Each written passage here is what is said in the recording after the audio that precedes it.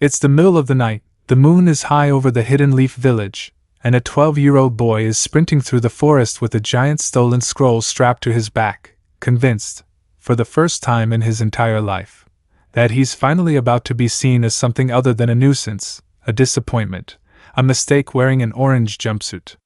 If you've watched the original story, you already know how this scene is supposed to go. Mizuki lies to him. Irika saves him. Naruto learns the truth about the Nine Tails and decides, right then and there, that he's not going to let anyone's cruelty define who he becomes. But what if there's a piece of that night nobody ever told you about? What if, in the middle of Naruto's darkest, most frightening hour, hunted by a jonin who wants him dead, carrying a secret that could shatter his entire world, something ancient inside him woke up for the very first time? Not chakra. Not the Nine Tails. Something older than seals, older than bloodlines, older than the villages themselves. Stick around, because by the end of this chapter, you're going to understand exactly why animals across the elemental nations are about to start looking at Naruto Uzumaki like he's one of their own. Make sure you're subscribed and that bell is turned on, because this series is about to get wild, literally. The forest past the northern training grounds wasn't the kind of place academy students were supposed to be after dark. It was dense, tangled, full of roots that clawed up out of the dirt like fingers and old fallen trees slick with moss. During the day, Chunin sometimes used it for survival drills. At night, it belonged to the animals, the foxes, the owls, the boar that rooted through the undergrowth for grubs, the deer that moved like ghosts between the trunks. Naruto didn't know any of that. He just knew he was running. His lungs burned. His legs burned. The giant scroll of forbidden seals was strapped diagonally across his back, and every step it seemed to get heavier, like it was trying to remind him exactly how much trouble he was in. Behind him, somewhere in the dark, he could hear Mizuki-sensei's voice cutting through the trees. "You can run all you want, demon brat! There's nowhere in this whole village you can hide from me!" Naruto's stomach twisted at the word. Demon brat. Mizuki had said it more than once now, like it was something everyone already knew, something that had just been waiting for the right moment to be flung in his face. He didn't fully understand what it meant yet, not really, not the whole truth of it, but some part of him, some old bruised part that had absorbed 1,000 cold stares and slammed doors over the years, understood enough. It meant unwanted. It meant other. He cut left, off the main path, crashing through a wall of ferns that whipped wet and cold against his arms. If he could just get deep enough into the trees, if he could just find some kind of hollow or ditch to hide the scroll in, if he could catch his breath for 1 second. His foot caught on a root. The world spun. Naruto hit the ground hard, the scroll driving the air out of his lungs in one ragged whoosh, and for a second all he could do was lie there in the mud and the dark and try to remember how to breathe. Above him, through a gap in the canopy, a sliver of moon watched without blinking. "Get up," he told himself. "Get up, get up, get up." That was when he heard it. Not Mizuki's voice. Something smaller, closer, and hurt. A thin, high whimper, coming from a thicket of brush maybe 10 feet to his left. Every instinct in Naruto's body screamed at him to ignore it, to get moving, to save whatever was left of his lead before Mizuki caught up. But there was another instinct underneath that one, quieter, but somehow more insistent, that made him turn his head toward the sound instead. He crawled toward the thicket on his hands and knees, mud soaking through the knees of his jumpsuit, and pushed the branches aside. A fox kit was curled in the hollow beneath an old fallen log. It couldn't have been more than a few weeks old, all oversized ears and too thin legs, its russet fur matted dark and wet along one flank. A snare, probably left over from some hunter's trapline, forgotten and rusted, had bitten into its back leg, and the kid had clearly been struggling against it for a while, because the wire had cut deep enough that blood had soaked into the dirt beneath it. The kid froze the instant it saw him. Wide amber eyes locked onto Naruto's face, ears flattened, every muscle in its small body coiled with the particular terror of a wild thing that has just been cornered by something bigger than itself. "Hey," Naruto whispered, without really thinking about why. "Hey, it's okay. I'm not gonna hurt you." The kid didn't relax. Its breath came fast and shallow, its lips pulled back just slightly over teeth too small to do any real damage. It was hurt, and it was scared, and it had absolutely no reason in the world to trust a stranger crashing through its hiding place in the middle of the night. Naruto understood that feeling better than almost anyone alive. He should have kept moving. He knew that, even then, some rational part of his brain was screaming that Mizuki was still out there, that every second he spent here was a second closer to getting caught, that this wasn't his problem, this was just a fox, this changed nothing about the danger he was in. But he found himself reaching out anyway, slow, palm up, the way you'd approach something that might bite you if you moved too fast. "I know you're scared," he murmured. "I'm scared too, if that helps." For a long moment, nothing happened. The kid stayed frozen, chest heaving, eyes locked on his outstretched hand. And then, for reasons Naruto couldn't have explained even if he'd asked him, its gaze lifted from his hand to his face. Really lifted. Fixed on his eyes the way animals almost never do, the way every book on wildlife will tell you to avoid doing yourself, because direct eye contact from a predator is a threat, is a challenge, is the last thing a wild creature in pain wants pointed at it.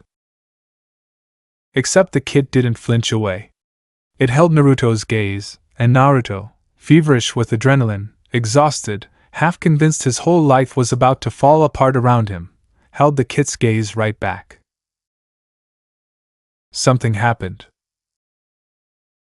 It wasn't loud.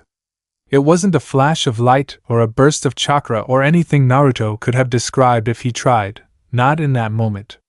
It was more like a click, like something deep inside his chest, some door he hadn't known existed, swinging open on hinges that hadn't moved in a very, very long time. For one heartbeat, the forest around him seemed to sharpen, every sound suddenly louder and closer, the kid's frantic pulse, the rustle of a beetle in the leaf litter 3 feet away, the distant, slow breathing of something massive and antlered bedded down half a mile off. For one heartbeat, Naruto felt like the entire forest had turned to look at him.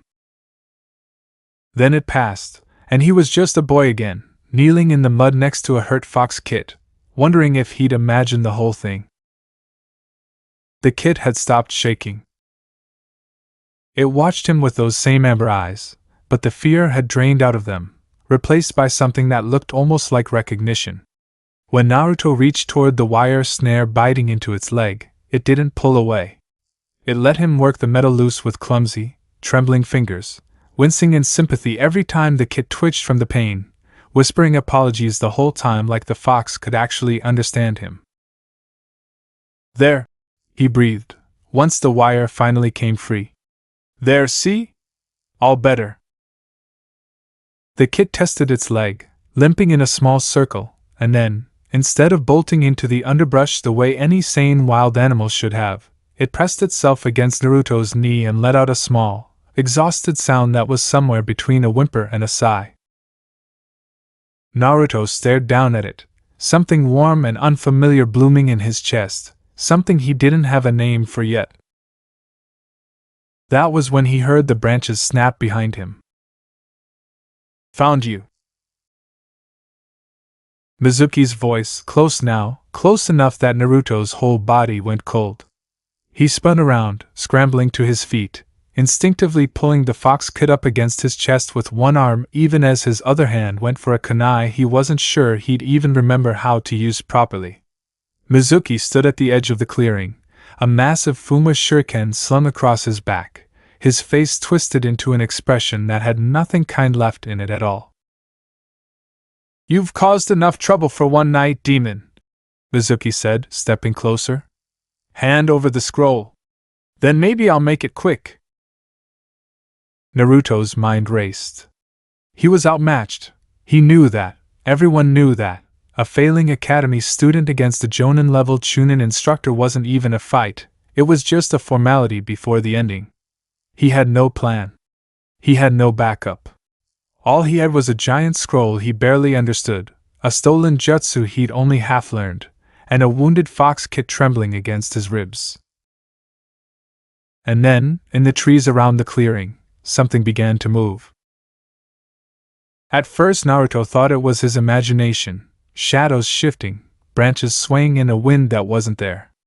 But the shapes kept coming, kept resolving into forms he could actually see. A pair of raccoon dogs slinking low along a fallen trunk, their masked faces turned toward Mizuki with flat, hostile stares. An owl dropping silently from a high branch to perch just above the clearing, head swiveling, golden eyes fixed and unblinking. A wild boar, easily as heavy as Naruto himself, emerging from the ferns at the clearing's edge with its tusks lowered and its small eyes locked on the man threatening the boy holding the fox.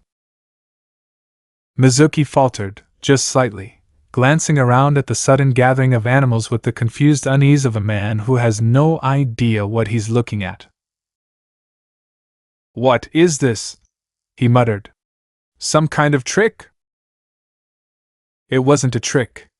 Naruto didn't understand it any better than Mizuki did. He had no idea why every animal within earshot had apparently decided, in the space of about 10 seconds, that this exact clearing was the most important place in the forest right now.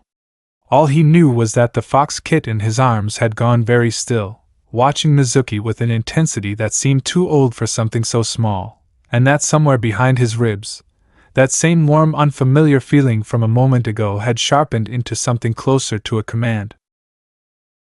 Protect, something in him thought, without words, without even really being a thought at all. Just an instinct, pure and simple, radiating outward from wherever that door inside his chest had swung open. Protect. The boar charged first. It wasn't fast, not compared to a trained shinobi, but it was heavy and it was angry and it caught Mizuki completely by surprise, forcing him to leap backward with a startled curse instead of pressing his attack on Naruto.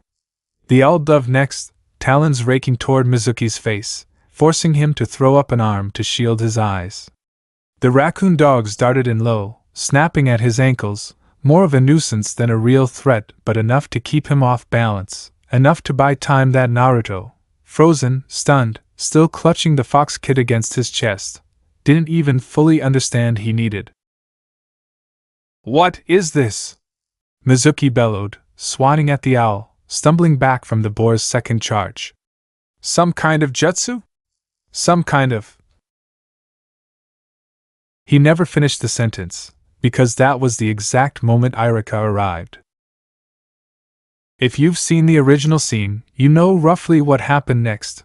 Irika standing between Naruto and Mizuki, refusing to let his student be hurt, taking a Fuma shuriken to the back rather than step aside.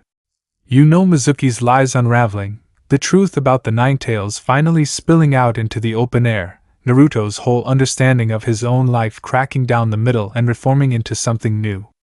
You know Naruto, furious and grieving and terrified all at once, finally mastering the shadow clone jutsu well enough to overwhelm Mizuki completely, an army of identical orange-clad boys descending on a man who thought a mistake and a monster were the same thing. What the story never showed you is that when Irika staggered forward to shield Naruto, the animals didn't scatter. They didn't flee the moment real shinobi combat broke out, the way any sensible wild creature would when steel started flying and killing intent filled the clearing like smoke. They held their positions at the tree line, watching, tense, ready, a boar with lowered tusks, an owl perched with wings half spread, a pair of raccoon dogs pressed low against the roots of an old cedar. Watching Naruto. Waiting on him. And when the fight was finally over, when Mizuki lay defeated in the dirt, when Irika, bleeding but alive, pulled off his forehead protector and tied it around Naruto's head with shaking hands, when Naruto finally let himself cry for the first time in longer than he could remember, tears cutting clean tracks through the mud and blood on his face, the fox kit stayed curled against his chest the entire time. And the animals at the tree line did not leave. They simply watched him. And somehow, impossibly, they waited. Dawn was still an hour off when Naruto finally made his way back toward the village gates, Iruka limping beside him with one arm braced against a tree for support, insisting through gritted teeth that he was fine, that they needed to report to the Hokage immediately, that Mizuki wasn't going to wake up from that beating anytime soon, but protocol still had to be followed. Naruto barely heard him. He was exhausted down to his bones, his headband, a real one, finally, heavier and warmer against his forehead than he'd ever imagined it would be, and the fox kit was asleep in the crook of his arm, its small chest rising and falling in a steady, trusting rhythm. That was when Iruka finally noticed they weren't alone. He stopped mid-stride, one hand instinctively going for a kunai, staring past Naruto into the tree line they'd just left. Naruto turned to follow his gaze, and felt his own breath catch in his throat. The boar was there. So were the raccoon dogs, and the owl, perched now on a low branch instead of in flight. But they weren't alone anymore either. Somewhere in the last hour, while Naruto had been sitting in shock and relief and grief all tangled together, more animals had gathered at the edges of the clearing and now trailed along the tree line paralleling their path back toward the village. A rangy stray dog with one torn ear, 3 sparrows perched in a neat row on a low branch, a badger shuffling along at a distance that seemed almost deliberately casual, like it didn't want to admit it was following anyone. "Naruto," Iruka said slowly, carefully, the way you talk to someone standing near the edge of something dangerous. "Did you do something? Some kind of jutsu?" "I don't." Naruto looked down at the fox kit sleeping against his chest, then back up at the small procession of animals keeping pace with them through the trees. "I don't know, sensei. I didn't do anything. They just showed up." Iruka's frown deepened, but he didn't push further, not right then. There was too much else to deal with. Mizuki needed to be secured and reported, the stolen scroll needed to be returned, and Naruto, despite everything, still needed medical attention and food and sleep, probably in that exact order. But as they walked the last stretch toward the village gates with an escort of wild animals trailing quietly behind them like some kind of impossible honor guard, Iruka kept glancing back over his shoulder, and Naruto could tell his teacher's mind was working overtime trying to make sense of something that didn't have an easy explanation. Neither of them knew it yet, but word of the strange procession would reach the Hokage's office before Naruto and Iruka did.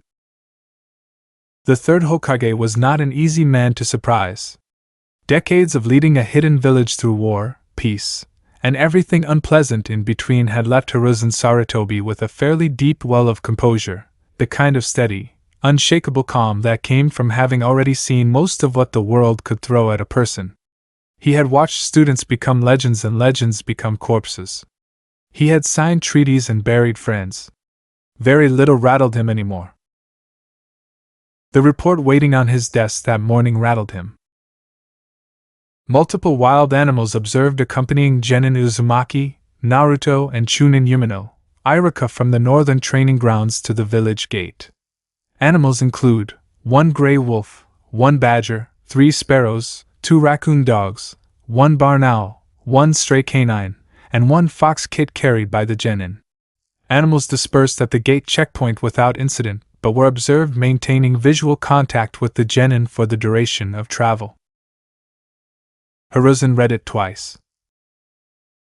He set the report down on his desk, laced his fingers together, and stared out the window at the village slowly waking up beneath him, the first threads of morning light catching on rooftops and chimney smoke.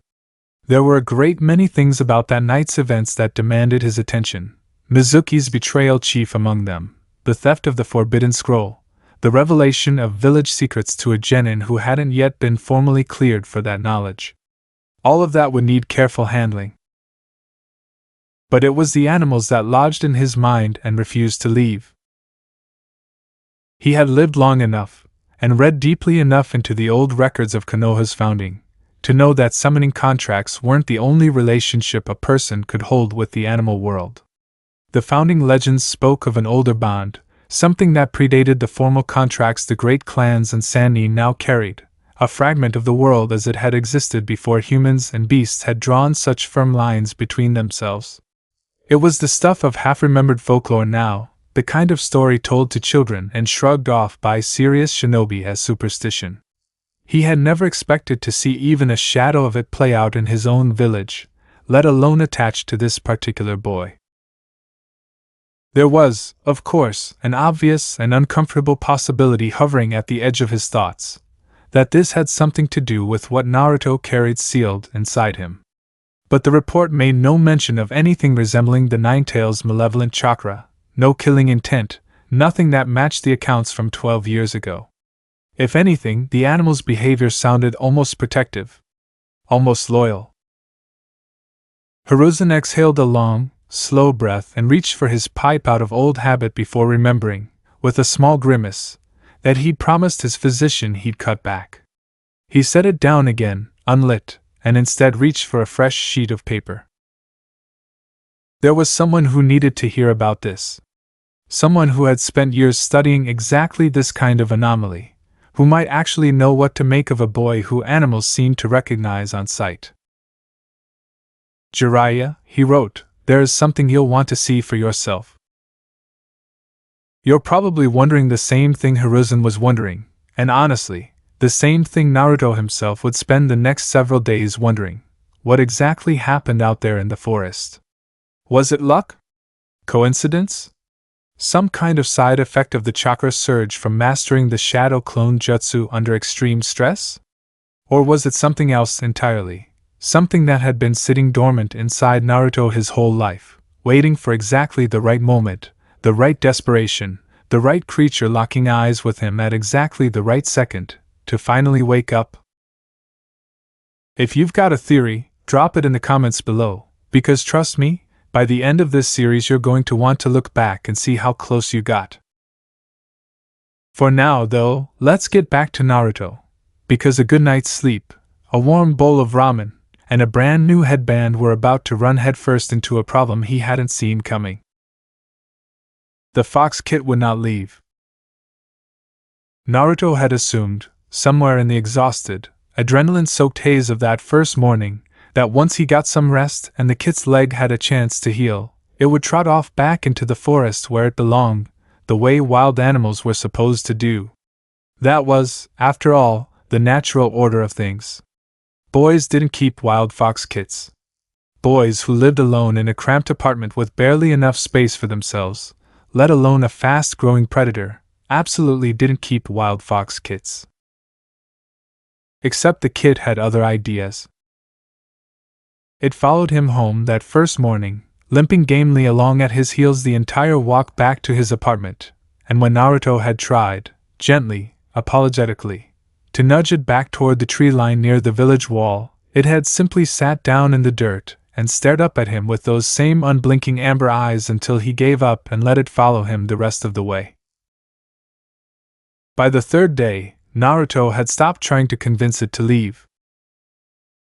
He named her Suzu, mostly because the name popped into his head one evening while he was trying to feed her scraps of grilled fish from his own dinner, and it seemed to fit the way she perked her ears at the smallest sounds, sharp and clear like a little bell. She slept curled at the foot of his bed. She followed him to the academy grounds when he went to practice his throwing form, sitting patiently at the edge of the training field, watching him with what he could have sworn was genuine interest.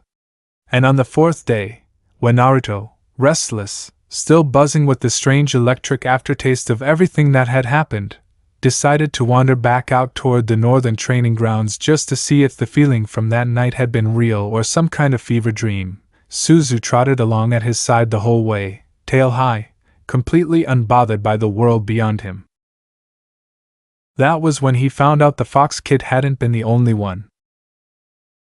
He heard the rustle in the brush first, and some instinct, the same one that had made him turn toward Suzu's whimper that first night, made him stop and crouch low instead of walking on.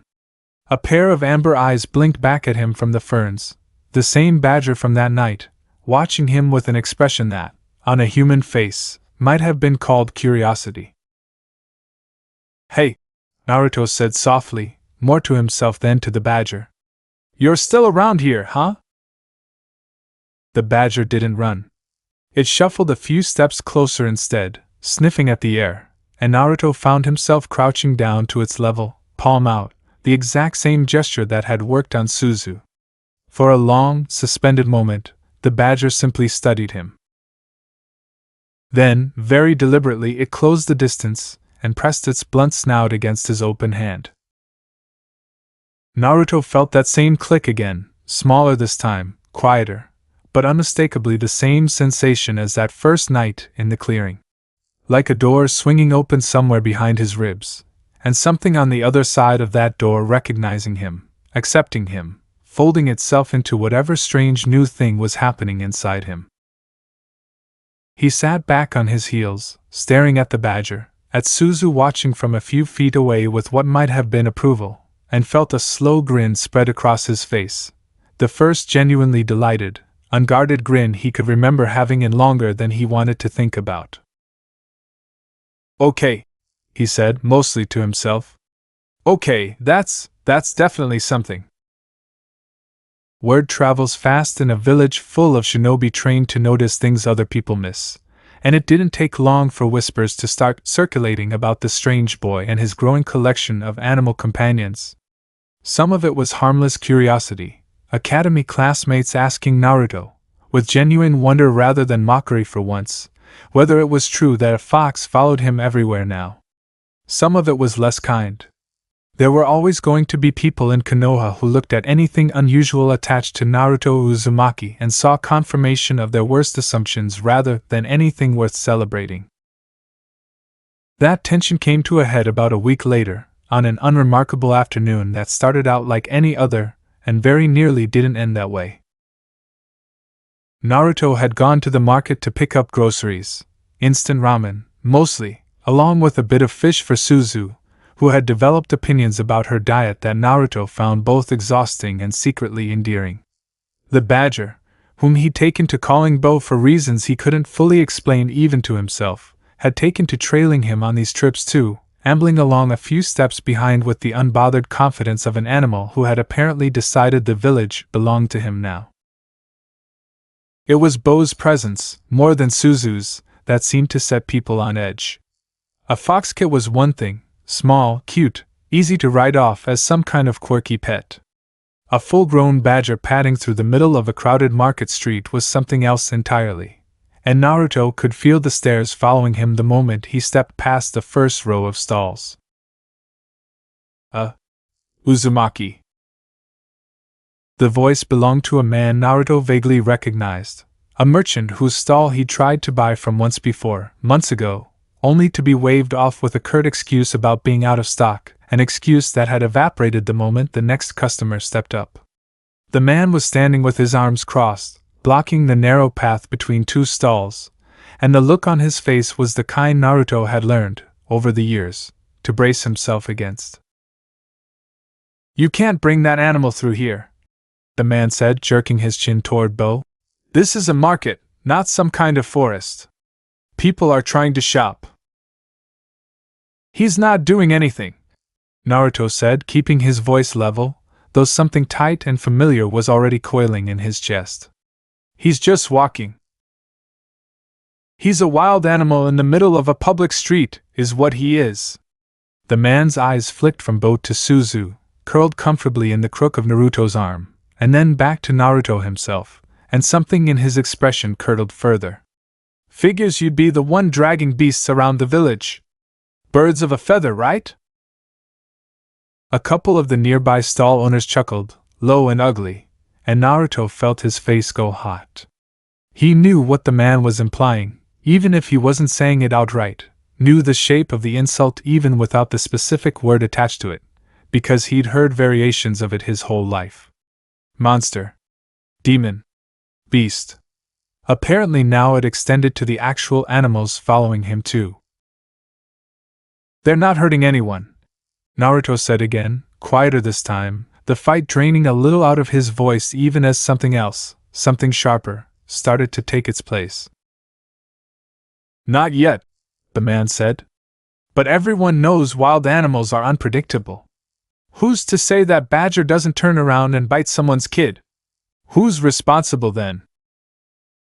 He took a step closer as he said it, not quite threatening, not quite anything Naruto could point to and call an actual attack, but close enough, aggressive enough in posture and tone, that Bo's ears went flat against his skull and a low growl rumbled up from somewhere deep in the badger's chest. That was the moment everything sharpened.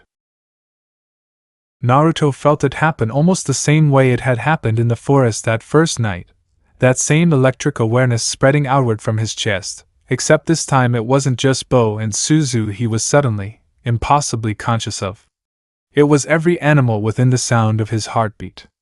A pair of pigeons roosting on the awning above the fish stall 2 doors down, suddenly still, heads cocked toward him. A stray cat threading between crates at the mouth of the alley, ears swiveling. Even the merchant's own tethered pack mule, tied to a post at the edge of the market square, shifting its weight and stamping one hoof against the cobblestones, agitated by something it couldn't have named. Protect, something in him thought again, that same wordless instinct from the forest clearing, except this time there was something else layered underneath it, something closer to don't let him hurt you, don't let anyone hurt you, not again, not ever again, and Naruto realized, distantly, that his hands had curled into fists at his sides. Bo's growl deepened. Suzu, in his arms, had gone rigid, ears pinned, a thin whine building in her throat that wasn't fear this time, it was something closer to warning. The merchant faltered, his bravado wavering as he registered the sudden tension radiating off the animals around him, as the pigeons above his stall shifted restlessly on their perch and his own kneel stamped and snorted behind him. He glanced around, uneasy now, clearly sensing that something had shifted in the air that he didn't have the tools to understand. What? He started. Is there a problem here? The new voice cut through the tension like a blade, calm and unhurried and carrying an unmistakable weight of authority.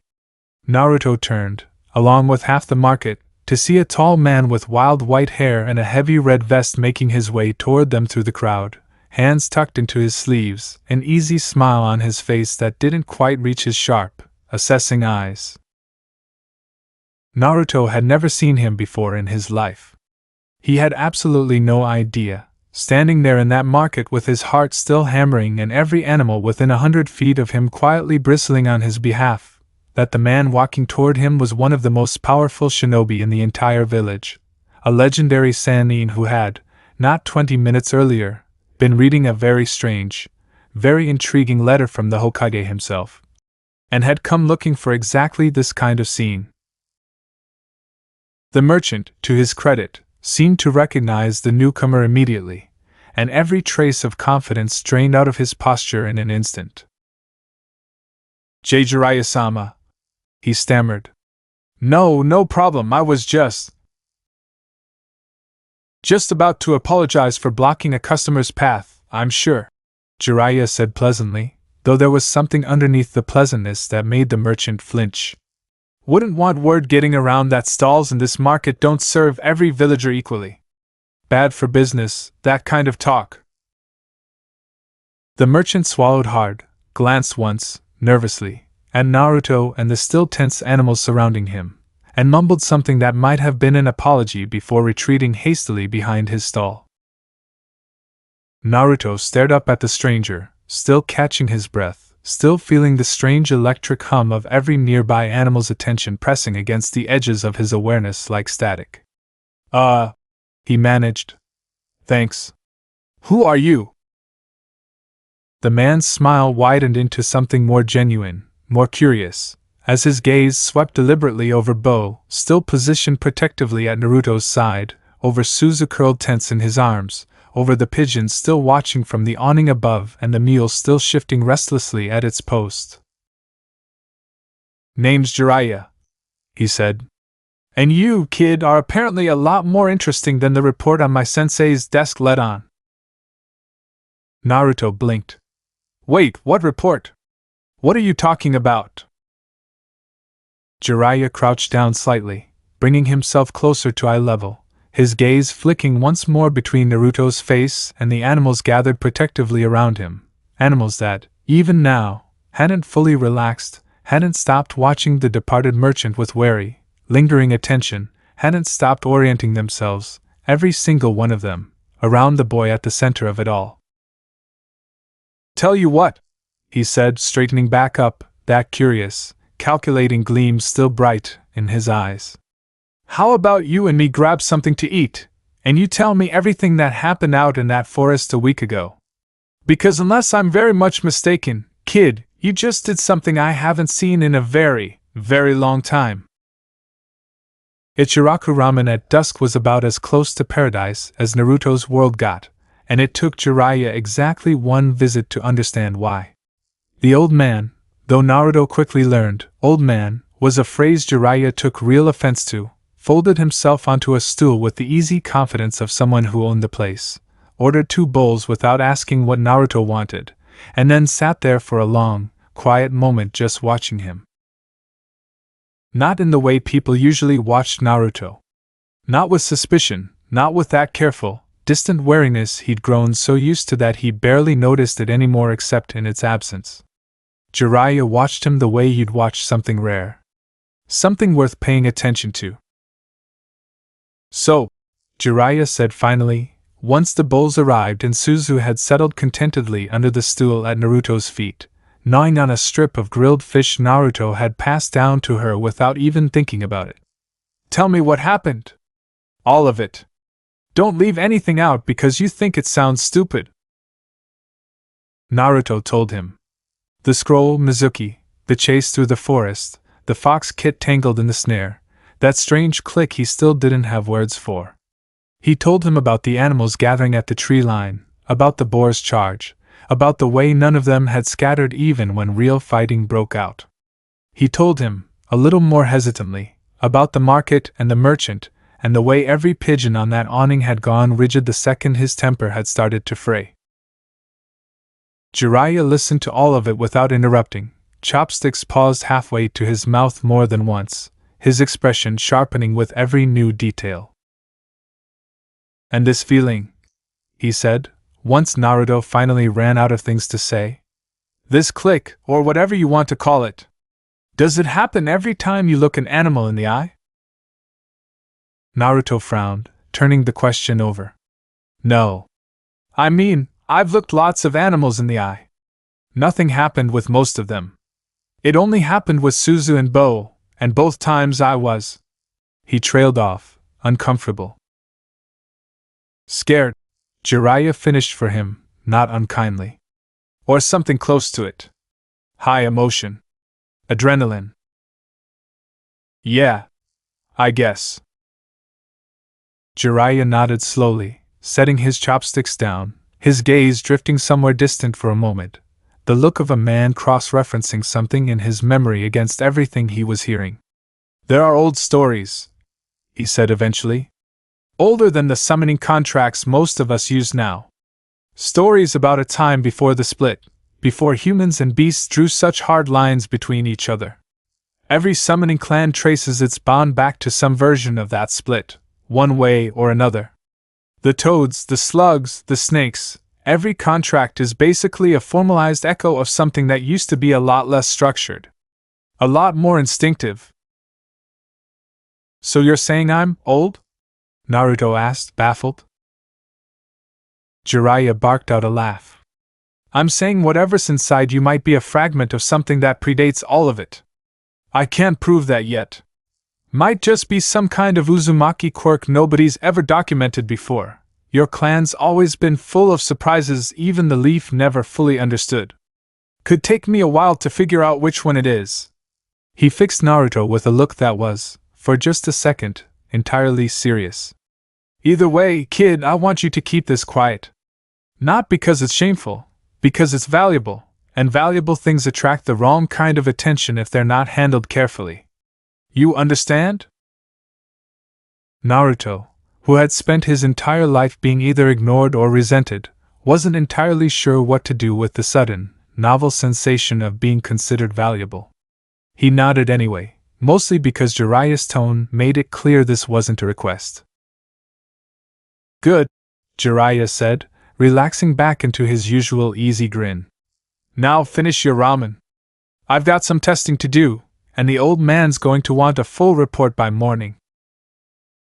Under the stool, Suzu let out a small, contented sigh, and Naruto, for the first time in longer than he could remember, let himself believe, just a little, that something good might actually be starting.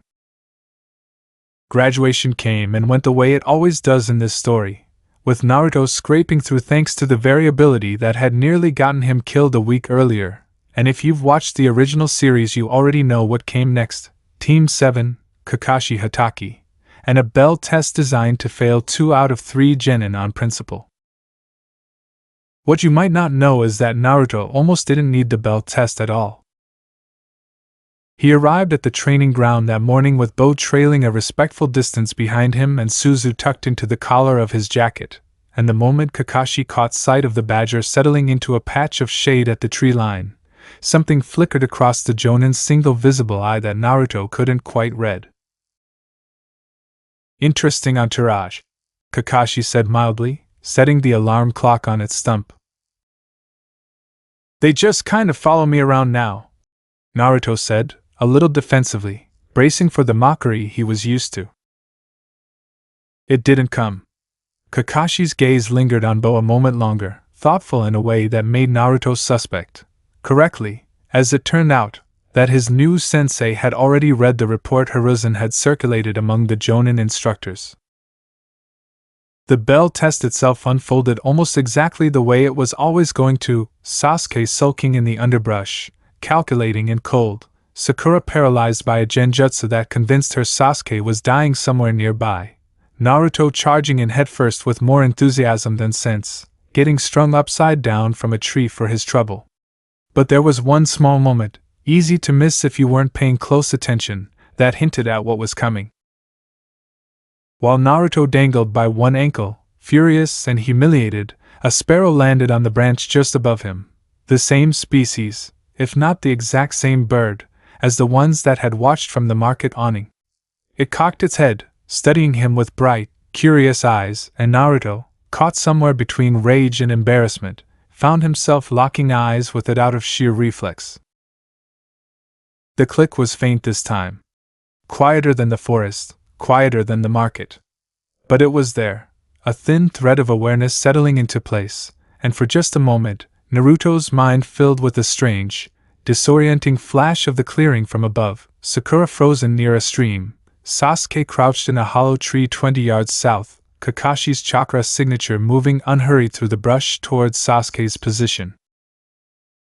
It was gone almost as quickly as it came, and Naruto, upside down, dazed, still processing what had just happened, didn't have time to make sense of it before Kakashi wandered into view to lecture him about teamwork. He didn't mention it to anyone. Not yet. But he filed it away, somewhere in the back of his mind, next to a growing list of questions he intended to ask Jiraiya the next time their paths crossed. Team 7 passed.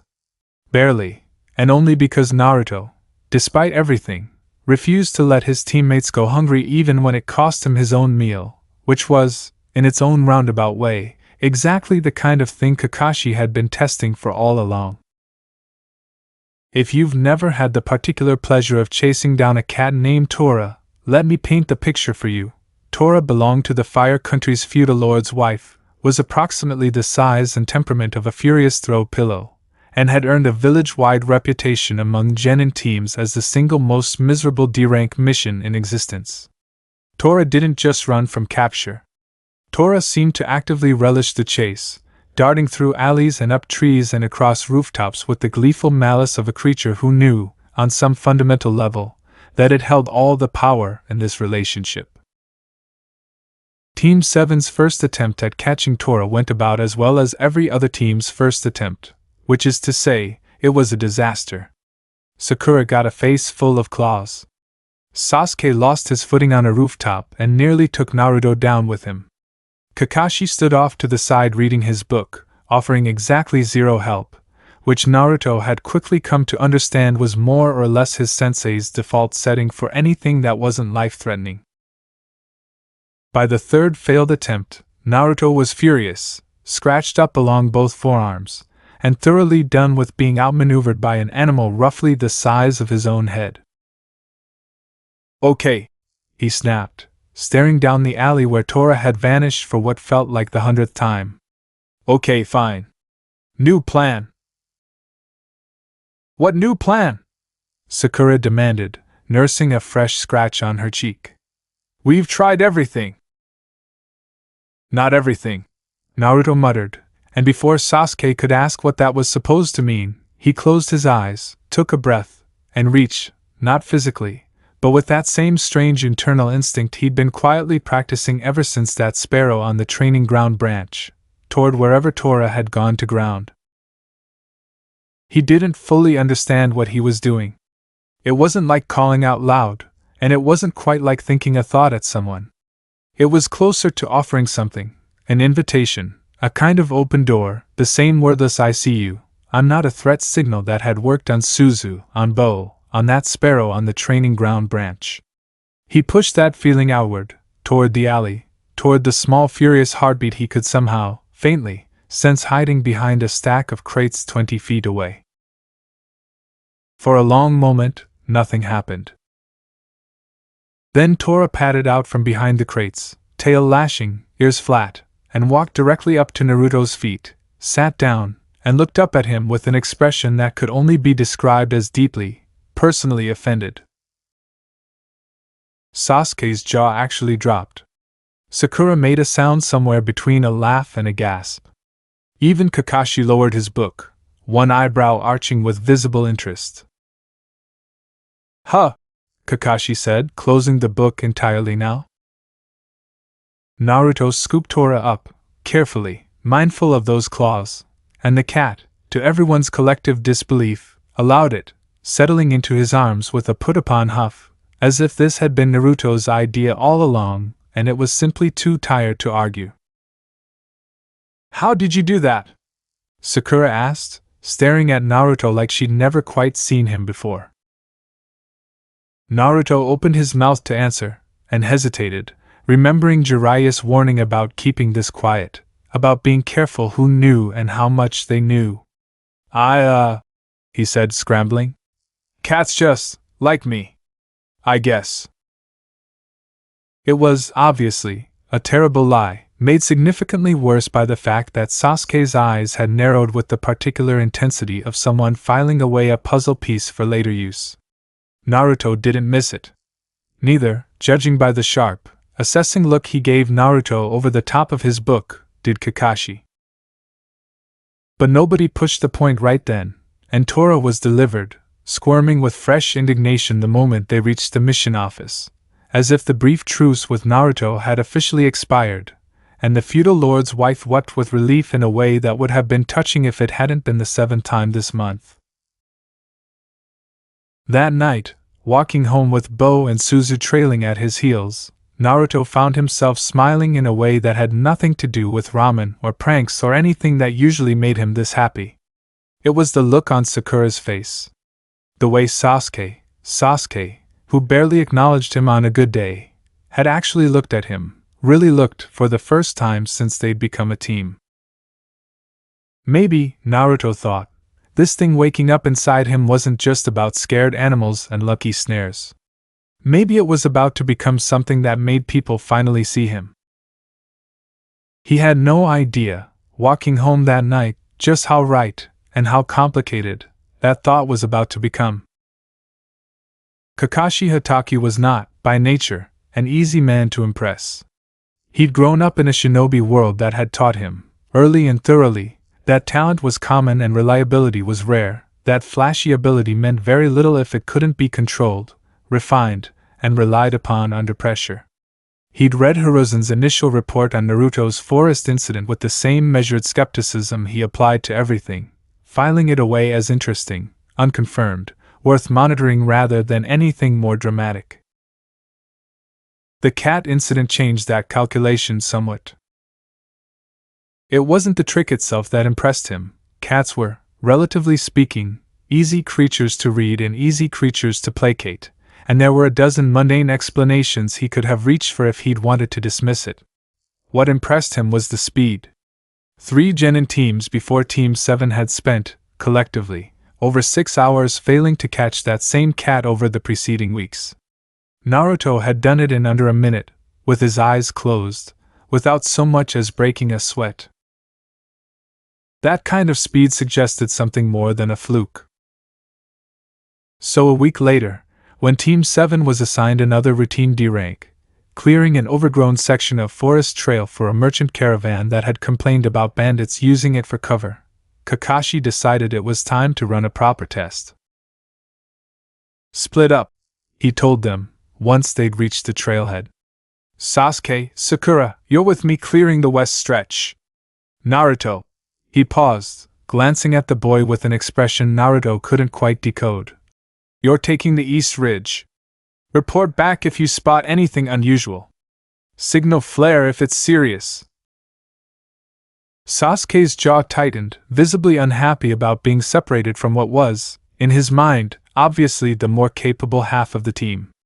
Sakura looked uncertain, glancing between Naruto and Kakashi like she suspected there was more going on than a simple division of labor.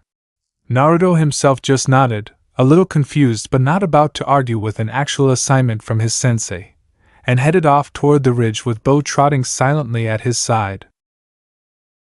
What none of them realized, not even Naruto, not at first, was that Kakashi had picked that particular stretch of trail specifically because it was heavily wooded, thick with underbrush, and exactly the kind of terrain where a boy with an unusual gift for animal bonds would have every opportunity to either prove himself or reveal nothing at all. Naruto reached the ridge about 20 minutes later, breathing a little hard from the climb, and paused at the crest to catch his breath and take stock of the surrounding terrain. Below him, the trail wound through dense forest for at least another mile before opening into the merchant road proper. Plenty of blind curves, plenty of cover, exactly the kind of place bandits like to set up ambushes. That was when he saw the hawk. It was perched high in a dead pine at the ridge's edge, sharp-eyed and still, watching the valley below with the kind of patient, predatory focus that made Naruto's breath catch a little just looking at it. He'd seen hawks before, obviously. Everyone in the Fire Country had seen hawks. But he never really looked at one before, not like this, not with the strange new awareness humming quietly at the back of his mind ever since that forest clearing. He thought about Kakashi's instructions. Report back if you spot anything unusual. An idea began to take shape. Naruto crept closer, slow and careful, mindful of Jiraiya's warnings about resistance from more intelligent or independent-minded animals. The hawk noticed him immediately, of course. Hawks noticed everything, and turned one sharp, assessing eye toward him, wings shifting with the readiness to bolt. Hey! Naruto murmured, crouching low, palms open, the same posture that had worked on Suzu, on Bo, on Tora. I'm not gonna hurt you. I need a favor, actually. Kind of a big one. The hawk didn't fly off, which Naruto took as a good sign. It also didn't relax, watching him with the wary, calculating stillness of a creature that had survived this long by trusting almost nothing. Naruto held its gaze anyway, steady, patient, and reached, the same wordless offering he'd used on Tora, except gentler this time, less demanding, more of an honest question than a command. Can you see farther than me? Can you show me what's ahead? For a long, suspended moment, nothing happened. Then the hawk's wings settled, its posture easing by degrees, and Naruto felt the click settle into place, sharper and clearer than it had ever been before, like a lens sliding into focus. The world around him sharpened and expanded all at once, and for a dizzying, breathless instant, Naruto wasn't looking at the valley from the ridge anymore. He was looking at it from above, the whole forest laid out beneath him in a dazzling sweep of green canopy and winding trail, the merchant road cutting a pale ribbon through the trees a mile to the east. And there, tucked into a narrow gully just off the trail's northern bend, half hidden beneath a tangle of fallen branches, were 4 men. Rough-dressed, armed with crude weapons, crouched low in a way that had nothing to do with resting and everything to do with waiting. Naruto's stomach dropped. Bandits. The vision released him a moment later, dropping him back into his own body with a jolt that left him blinking and slightly dizzy, one hand braced against the trunk of a nearby tree.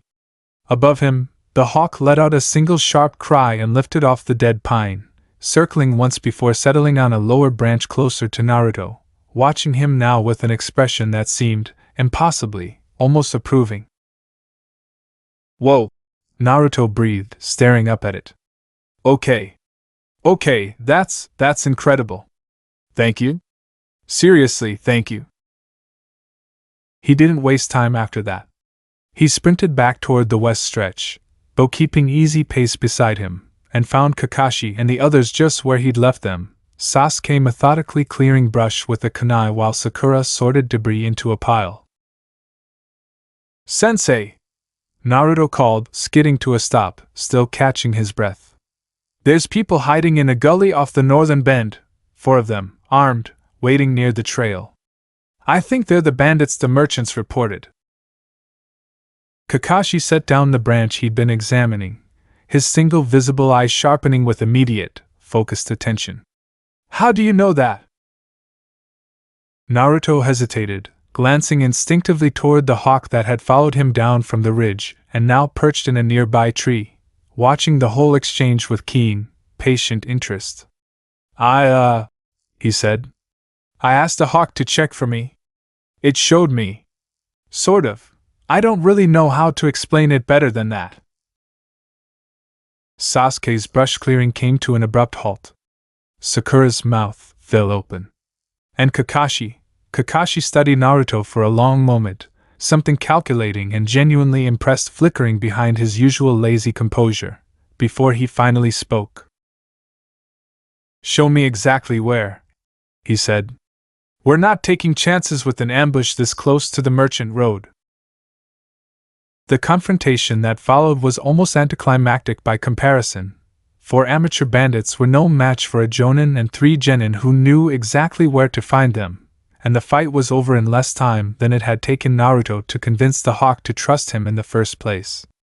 But as the bandits were bound and marched back toward the village checkpoint for handoff to the proper authorities, Kakashi fell into step beside Naruto, his expression unreadable behind his mask. "That's twice now," he said quietly, pitched low enough that Sasuke and Sakura, walking a few paces ahead, wouldn't easily overhear. "The cat. Now this. I'd like to understand exactly what I'm working with, Naruto." Naruto glanced up at him, weighing Jiraiya's warning against the simple, undeniable fact that his own sensei, the man responsible for keeping him and his team alive, deserved to know something this important. "Jiraiya-sama said I should keep it quiet," Naruto admitted. "But I guess you're kind of supposed to know this stuff, right? Since you're my sensei?" "I am," Kakashi agreed. "And for what it's worth, kid, Hiruzen-sama already briefed me before you were ever placed on my team. I've known since before graduation. I was just waiting to see how it developed on its own, rather than pushing you into something you weren't ready to talk about." Naruto blinked, faintly relieved and faintly unsettled all at once by the realization that his sensei had been quietly watching for this the entire time. "Oh," he said. "So what do you think it is?" Kakashi was quiet for a moment, his gaze drifting up toward the hawk still circling lazily above the trail, clearly reluctant to abandon whatever bond had just formed between it and the strange boy who'd asked so politely for its help. "I think," he said finally, "that you've got something most shinobi would kill for, and absolutely no idea yet how big it might actually turn out to be. Which means, from here on out, we're going to be doing a lot more testing. Carefully. Deliberately. Because whatever this is, Naruto, it's not something you want to figure out for the first time in the middle of a real fight." Naruto swallowed, nodding, some of the giddy excitement from the hawk's vision settling into something heavier, more serious. He'd spent his whole life wanting people to take him seriously, to look at him and see potential instead of trouble. Now that it was actually happening, it turned out to come with its own particular weight. Behind them, unnoticed by either of them in that moment, Sasuke had slowed his pace just slightly, close enough to have caught the tail end of the conversation, his dark eyes fixed thoughtfully on the hawk still circling overhead. The weeks that followed fell into an easy rhythm. D-rank missions during the day, quiet, careful experiments with Kakashi in the evenings once Sasuke and Sakura had gone home, each session mapping out a little more of what Naruto's ability could and couldn't do. Small animals bonded almost instantly, Kakashi observed, jotting notes in a battered field journal. Larger or more independent-minded creatures took longer, required more patience, more genuine connection rather than simple proximity. And bonds that went unused for too long, Kakashi theorized after watching Bo grow noticeably more distant during a stretch of days when Naruto had been too busy to spend real time with him, seemed to fade if they weren't actively maintained. Think of it less like a switch and more like a friendship, Kakashi told him one evening, watching Naruto coax a wary stray dog into a cautious, tail-wagging bond near the edge of the training ground. Some come easy. Some take work. And all of them need tending, or they wither. Naruto took the lesson to heart more seriously than almost anything else he'd learned in his short shinobi career, because it was the first explanation of his ability that made it feel less like a strange, unpredictable accident and more like something he might actually be able to master, something he could work at, get better at, the same way he worked at his ninjutsu or his taijutsu. Sasuke, for his part, watched all of it with an expression that grew steadily more complicated as the weeks passed. He said nothing directly, never asked Naruto about it outright, but Naruto noticed the way his teammates' dark eyes tracked every bird that so much as glanced in Naruto's direction, the way his jaw tightened almost imperceptibly whenever the hawk, which had taken to appearing near Team 7's training sessions with increasing regularity, landed close enough to Naruto to accept a scrap of dried meat from his hand. Sakura, by contrast, seemed almost entirely delighted by the whole thing, peppering Naruto with questions during their breaks. Does it work on birds better than mammals? Could you bond with something dangerous, like a bear? Do you think it'll ever work on Sasuke-kun's hawk summons someday? Questions Naruto did his genuine best to answer, flattered beyond measure that someone, anyone, wanted to talk to him about something other than his failures. It was during one of these breaks, sprawled in the shade of a training ground tree with Suzu dozing in his lap and Bo keeping a lazy, watchful eye on the perimeter, that Kakashi arrived with news that would, within the week, send Team 7 hurtling into a mission that had absolutely nothing to do with cats or bandits or gentle afternoon experiments. "Pack your things," Kakashi said, tucking his ever-present book away with unusual briskness. "We've got a C-rank escort mission. A bridge builder from Wave Country needs protection on his way home." Sakura brightened immediately at the prospect of something beyond D-rank tedium. Sasuke's expression sharpened with interest, the first genuine excitement Naruto had seen from him in weeks. And Naruto himself scrambled to his feet, sending Suzu tumbling indignantly off his lap, a wide grin already splitting his face. "A real mission?" he demanded. "Like outside the village and everything?" "Outside the village and everything," Kakashi confirmed. "Meet at the east gate at dawn. And Naruto." He paused, giving the boy a measured, thoughtful look. "Wave Country's got dense forest along most of the route. If your ability's going to be useful anywhere beyond the village, it's going to be there. Keep your eyes open." Naruto had no idea, standing there in the fading afternoon light with his heart already racing at the prospect of his first real mission beyond Konoha's walls, just how prophetic those words were about to become.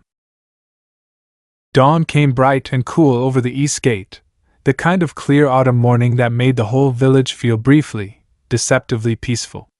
Team 7 gathered at the appointed meeting point with their gear packed and ready, and Naruto, practically vibrating with excitement despite his best efforts to look composed, found himself doing one final mental check of his supplies while Bo and Suzu wound anxious circles around his ankles, clearly aware that something significant was about to happen.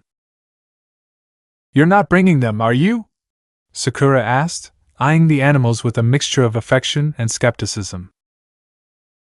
"Nah," Naruto said, crouching down to give Suzu one last scratch behind the ears.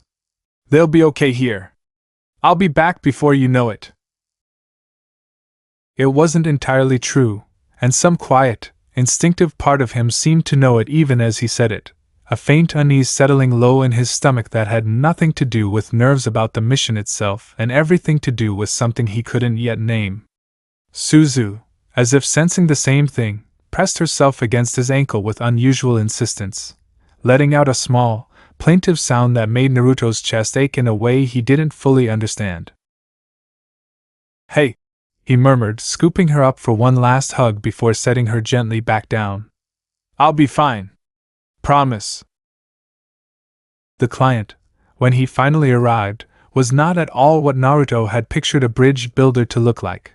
A heavy-set older man with a distinct scent trailing after him that made Naruto's nose wrinkle, a straw hat pulled low over graying hair, and an expression that suggested he'd rather be anywhere else on Earth than making small talk with a team of genin he clearly didn't trust to protect a stray cat, let alone himself. "This is it?" Tazuna said, looking Team 7 over with open, undisguised skepticism. "A bunch of kids? I paid for actual protection." "I assure you, we're more than capable," Kakashi said mildly, unbothered by the insult in the way that only someone who had genuinely earned the right to be unbothered could manage. "Shall we get moving? It's a long walk to Wave Country." Tazuna grumbled something under his breath but fell into step regardless, and Team 7 set out from Konoha's gates in the crisp morning light, the village walls shrinking behind them with every passing mile until, by midday, there was nothing around them but road and open countryside and, gradually, the first dense fringes of forest that marked the beginning of the long stretch of wilderness between the Fire Country and the coast. Naruto walked near the back of the group, close enough to keep an eye on Tazuna the way Kakashi had instructed, but his attention kept drifting toward the trees flanking the road, toward the rustle of unseen creatures moving through the underbrush, the distant calls of birds he couldn't quite place, a low, half-imagined awareness humming at the very edge of his senses that felt different, somehow, from anything he'd encountered back home in Konoha's more familiar forests. He couldn't have explained it if you'd asked him. It wasn't fear, exactly, and it wasn't excitement either, though there was a thread of both woven through it. It was more like the feeling of standing at the edge of a much larger room than he'd ever been in before, sensing, without quite being able to see, that there was a great deal more life pressing in around him than there had ever been within Konoha's walls, older, wilder, and far less accustomed to human company. Somewhere deep in the forest ahead, unseen and unknown to any of them yet, something with sharp eyes and a low, cautious growl was already aware of the small group of travelers moving steadily closer along the road. And it was watching.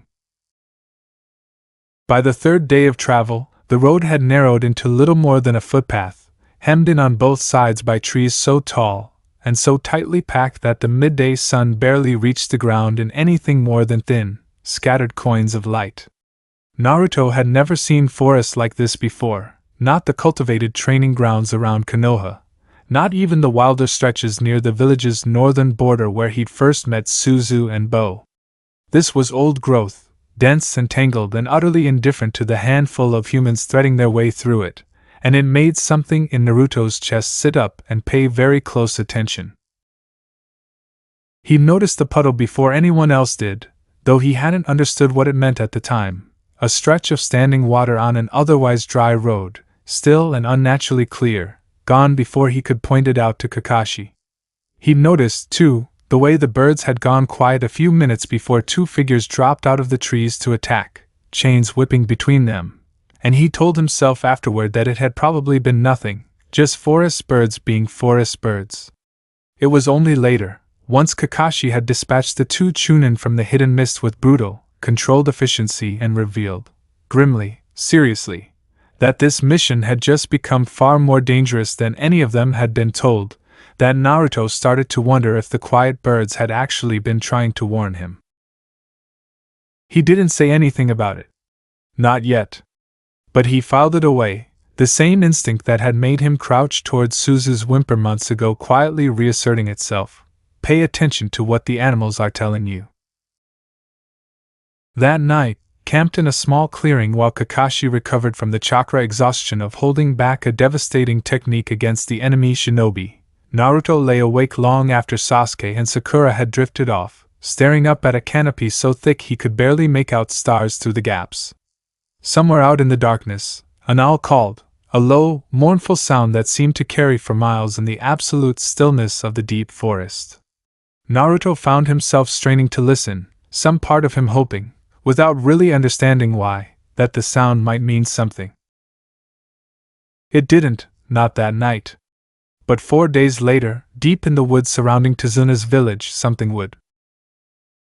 Tazuna's home sat at the edge of a modest fishing village, weathered and worn in the way of a place that had clearly known better days, and Naruto learned quickly, from the hushed, worried conversations between Tazuna and his daughter Tsunami, exactly why. Gato, a shipping magnate with more money than conscience, had strangled Wave Country's economy for years, and the bridge Tazuna was building represented the village's last real hope of breaking free. It also, unfortunately, made Tazuna a target, which was exactly why a missing nin as dangerous as Zabuza Momochi had been hired to make sure that bridge never got finished. None of that came as a surprise to Naruto, not really. Kakashi had explained the stakes plainly enough after the encounter on the road. What did come as a surprise was what waited for him in the forest surrounding the village during the long, tense days that followed, while Kakashi recovered his strength and the team settled into an uneasy holding pattern of training and vigilance. It started with a scent Naruto couldn't quite place, not unpleasant, exactly, but wild in a way that made the hair on the back of his neck prickle every time the wind shifted. He noticed it first during an early morning training session, working through basic chakra control exercises with Sakura along the edge of the tree line while Sasuke practiced separately, deliberately keeping his distance the way he'd taken to doing more and more since Wave Country. "You smell that?" Naruto asked, pausing mid-exercise, nose wrinkling as he turned toward the deeper woods. Sakura sniffed the air, unimpressed. "Smell what? I don't smell anything." Naruto couldn't have explained it if he'd tried, some instinct sharpened by weeks of quiet practice with Kakashi telling him it wasn't just scent, not really, it was something closer to awareness, the same strange sense that had let him picture the bandits from a hawk's vantage point weeks earlier, now stretching outward into unfamiliar territory and brushing against something large, cautious, and very much alive. "Nothing," he said finally, shaking his head, though he kept glancing toward the trees for the rest of the session. He went looking 2 days later, once Kakashi had recovered enough to resume overseeing training and the immediate pressure of watching over Tazuna's construction site had eased slightly. He told himself it was just curiosity, the same restless energy that had always gotten him into trouble back in Konoha, but some deeper part of him knew it was something more than that. That strange, wordless pull he'd felt towards Suzu's whimper in the forest all those months ago had never really gone away. If anything, it had only grown stronger with every new bond, every new animal that recognized something in him worth trusting. The trail led him deep, further than he'd meant to go, winding through undergrowth so thick he had to use his kunai more than once to clear a path. By the time he found the den, a shallow cave carved into a low rocky outcrop, half hidden beneath the roots of an ancient, twisted tree, the light filtering through the canopy had shifted from morning gold to the flatter, grayer tones of midday. He heard the growl before he saw anything. Naruto froze, every muscle locking in place, as a shape detached itself from the shadows at the cave's mouth, a wolf, lean and gray, easily twice the size of any dog he'd ever seen, its lips already pulling back from teeth built for tearing far more than any village stray's ever had been. Behind it, further back in the den's shadowed interior, he could just make out more shapes shifting restlessly, the rest of a pack, he realized with a jolt, drawn by the intruder's scent. "Whoa!" Naruto breathed, hands raised slowly, palms out, every instinct screaming at him to back away very, very carefully. "Hey! Easy!" I'm not here to hurt anyone. The wolf didn't relax. If anything, its growl deepened, low and rumbling, a warning that needed no translation. Naruto's heart hammered against his ribs, and for the first time since that night in the forest outside Konoha, he felt something close to real fear rising up alongside the strange, insistent pull toward connection. The two sensations tangled together in a way that made his stomach twist. He thought about backing away. He probably should have backed away. Instead, keeping his movements slow and deliberate, he lowered himself into a crouch, not a submissive posture, exactly, but not a challenging one either, something closer to what he imagined an animal might do when trying to signal "I see you, I understand you're protecting something," and let his gaze drop, just slightly, away from a direct, aggressive stare. "You've got pups in there, don't you?" he said quietly, more statement than question, the pieces clicking together as he registered the high, thin whimpering sound coming from somewhere deep in the den behind the growling wolf. "That's why you're so on edge? I get it. I'm not gonna go near them, I promise." The wolf's growl didn't fade, but it didn't advance either, holding its ground at the mouth of the den with the tense, coiled readiness of something prepared to attack the instant Naruto made the wrong move. Naruto held perfectly still, crouched at the edge of the clearing, and waited, minutes stretching by in silence broken only by the wolf's low, steady growl and the faint rustle of movement deeper in the den. He was still crouched there, patient and unmoving, when the second wolf appeared. This one came from the trees to his left, not the den, older, judging by the flecks of gray scattered through its dark fur, moving with the kind of unhurried, deliberate confidence that told Naruto immediately this was no ordinary pack member. It circled him slowly, keeping its distance, sharp yellow eyes fixed on his face with an intensity that made him feel, absurdly, like he was being interviewed rather than threatened. The Alpha, Naruto thought, some instinctive certainty settling into place even without any real evidence to support it. This one's in charge. "I'm not here to hurt your pack," Naruto said, addressing the older wolf directly now, keeping his voice low and steady despite the way his pulse was hammering. I felt something out here. Some kind of pull, I guess. I wanted to see what it was." The Alpha stopped circling, planting itself directly in front of him, close enough now that Naruto could see the pale scarring along one side of its muzzle, old wounds, long healed, the marks of a hard life survived rather than avoided. For a long, suspended moment, the two of them simply stared at each other, boy and wolf, either willing to look away first. Naruto felt the click stir at the edges of his awareness, fainter than it had ever felt before, resistant, like a door straining against a lock that hadn't quite given way yet. Jiraiya's lessons echoed in the back of his mind: larger, more independent-minded creatures take longer. They need to be earned, not just encountered. This wolf, clearly, was not going to hand over its trust for free. "Okay," Naruto murmured, more to himself than to the wolf in front of him. "Okay, I get it. You don't know me. That's fair." He sat back on his heels, deliberately lowering himself further, making himself smaller, less of a threat, and simply waited, patient in a way that surprised even himself, given how little patience he usually had for anything. The younger wolf at the den's mouth kept watch, tense and unmoving. The Alpha studied him for a long moment more before, finally, turning and melting back into the trees without a sound, leaving Naruto alone at the edge of the clearing with no clear sense of whether he'd passed some kind of test or simply been dismissed. He came back the next day anyway. And the day after that. You're probably wondering, at this point, whether this whole subplot with the wolves is going somewhere, or whether Naruto's just going to spend the entire wave arc making friends in the woods while Zabuza and Gato's plans march steadily forward without him. Trust me, I wouldn't be spending this much time on it if it didn't matter. Because what's about to happen isn't just about Naruto earning a new bond. It's about that bond becoming the single most important advantage Team 7 has against an enemy who is about to prove far more dangerous, and far more perceptive than any of them are ready for. Stick with me, because this is where things start to accelerate. By the fourth visit, the younger wolf at the den's mouth had stopped growling the instant it saw him, though it still kept a wary distance, watching from just inside the den's shadowed interior rather than approaching. By the fifth, one of the pups, bolder or more foolish than its littermates, small and gray and clumsy on legs still learning how to hold its own weight, had wobbled its way out to the clearing's edge to investigate the strange boy who kept showing up with dried fish tucked into his jacket pocket. Naruto hadn't planned the fish.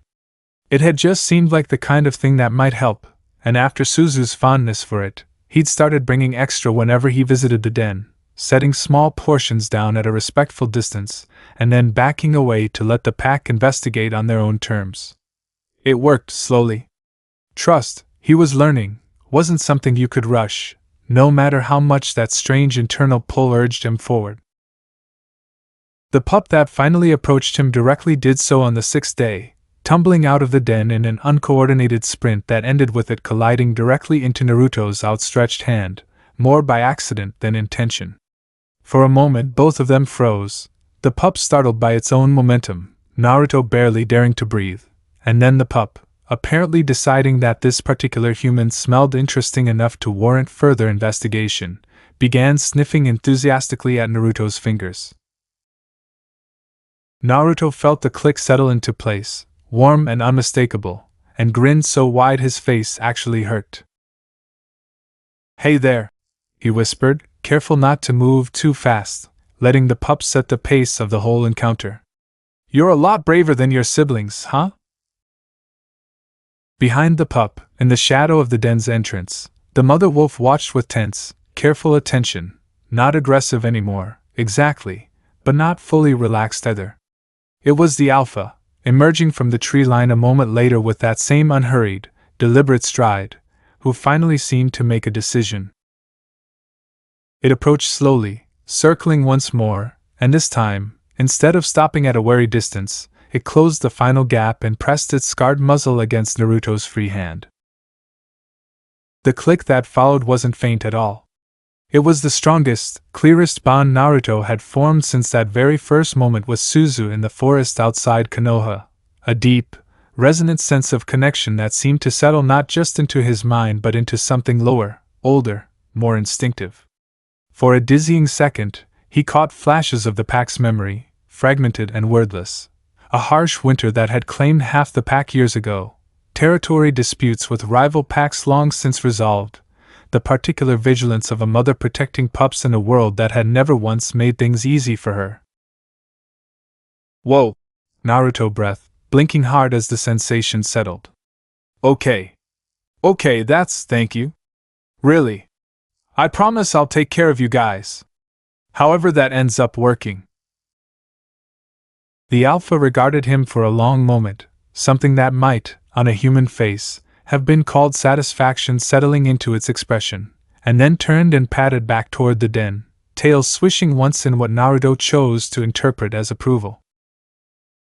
He named her Kaze, for the way she moved through the underbrush like wind through tall grass, and by the time he made his way back toward Tazuna's house that evening, later than he'd meant to be, already composing excuses for Kakashi in his head, he had, without fully realizing it, gained an ally that was about to prove more valuable than he could have possibly imagined.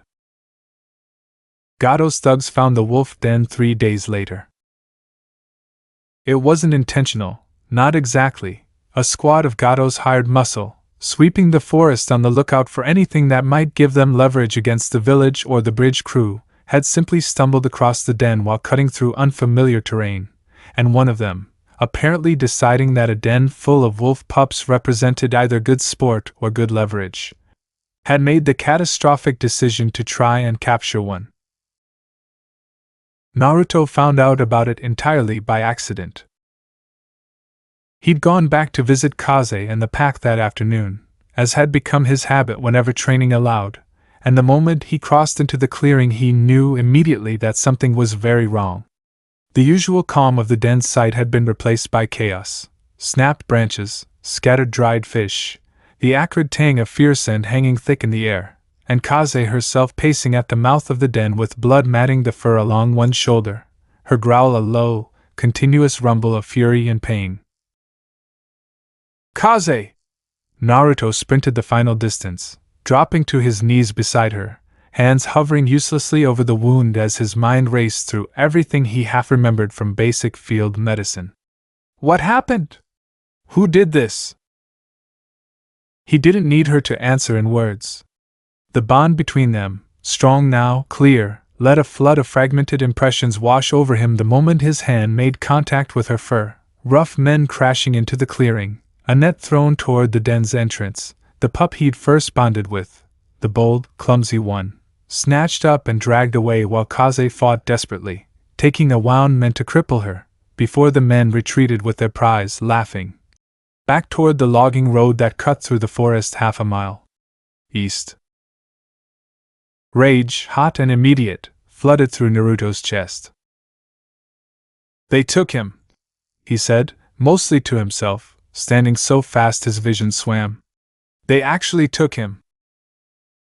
Kaze's growl deepened, her whole body straining toward the tree line despite the wounds slowing her movement, and Naruto understood, with sudden, absolute clarity, exactly what needed to happen next. I'll get him back, he said, meeting her eyes, letting every ounce of conviction he had settle into the words. I promise you, Kaze. I'm bringing him home. He didn't stop to think about whether this was wise, whether he should run back to Tazuna's house first and get Kakashi, whether chasing down armed thugs alone was the kind of thing a genin was actually equipped to handle. He just ran, following the fading trail of broken branches and disturbed earth toward the logging road, Kaze limping determinately behind him despite her injury, the two of them united by a bond that had, in the space of a single terrifying afternoon, become something far more urgent than either of them could have anticipated a week earlier. He caught up to them at the edge of the logging road, where the trees thinned out enough to reveal a rough dirt track cutting through the forest toward one of Gato's supply depots. 4 men, exactly as Kaze's memory had shown him, rough-dressed, poorly armed by shinobi standards but dangerous enough against an ordinary villager, laughing among themselves as one of them carried a makeshift sack slung over one shoulder, small and struggling and letting out thin, panicked whimpers that made something in Naruto's chest crack straight down the middle. Hey! He shouted, skidding to a stop at the edge of the road, fury burning away any trace of hesitation. Put him down! The men turned, startled, taking in the sight of a lone genin, young, alone, apparently unarmed beyond a couple of visible kunai, with expressions that shifted rapidly from surprise into contemptuous amusement. Little ninja brat, one of them sneered, hefting a crude club. This forest's Gato's territory now, kid. Best you turn around and run home. Give me back the wolf, Naruto said, planting his feet, every muscle coiled with a fury he hadn't felt this intensely since Mizuki's Fuma shuriken had come whistling toward Irika's back. I'm not gonna ask twice. The man carrying the sack laughed outright. Or what, brat? You gonna? He never finished the sentence, because that was the exact moment Naruto reached out with everything he had. He didn't just call to Kaze this time, limping and injured at his side. He reached further, toward every living thing within range of his rapidly expanding awareness, the strange internal sense that had been growing stronger with every bond he'd formed suddenly stretching out across the surrounding forest with an urgency born of pure, desperate need. He felt it catch on dozens of small, scattered presences, a fox denning nearby, a flock of crows roosting in the high branches overhead, a family of raccoons startled from their afternoon rest, and further out, but closing fast, drawn by something in that call that resonated deep in ancient instinct, the rest of Kaze's pack, alerted by whatever had happened back at the den and already moving through the underbrush with silent, deadly purpose. Help me, he thought, pouring every scrap of conviction he had into the wordless plea. Please. He's just a pup. He's scared. The crows came first, a sudden dark eruption from the canopy that sent all four men stumbling back with startled shouts, wings and talons and raucous, deafening cries filling the air around them. The raccoons darted in low, snapping and scratching at ankles with a coordinated aggression that had nothing natural about it, and everything to do with the desperate call Naruto had sent rippling through the forest. And then, from the tree line on either side of the road, the rest of Kaze's pack broke cover. 5 wolves, lean and fast and utterly without mercy, converging on the startled men with the terrible, focused fury of a pack whose family had just been threatened. "What is this?" one of the men shrieked, dropping the sack entirely as a wolf's jaws closed around his forearm, dragging him off balance. "Get it off! Get it off!" Naruto didn't wait to see how the fight resolved. He sprinted forward the moment the sack hit the ground, snatching it up and tearing at the crude knot with shaking, urgent fingers until the fabric finally gave way and the pup tumbled out into his arms, trembling and terrified but, as far as Naruto could tell in the chaos, entirely unharmed. "I got you," Naruto breathed, curling protectively around the small shaking body. "I got you, I'm so sorry this happened." Behind him, the fight was already ending. The men, thoroughly overwhelmed by a coordinated assault of teeth, claws, and talons that none of them had any real answer for, scrambled backward and fled down the logging road in a chaotic, undignified retreat, abandoning both their dignity and, in one case, an entire boot to a particularly tenacious wolf's jaws. The crows scattered back toward the canopy with triumphant, echoing cries. The raccoons melted back into the underbrush as quickly as they'd appeared. And Kaze, injured shoulder and all, limped the last few feet to Naruto's side and pressed herself against his leg, her whole body trembling with something that felt, through the bond between them, like overwhelming relief. "You did it," Naruto whispered, sinking to his knees in the dirt, the pup clutched safely against his chest, Kaze pressed warm against his side. "We did it. He's okay." He stayed there for a long moment, catching his breath, letting the adrenaline slowly drain out of his system, before a new and distinctly uncomfortable thought occurred to him. He had absolutely no idea how he was going to explain any of this to Kakashi. He didn't have to explain it that night, as it turned out, because someone else had already seen everything.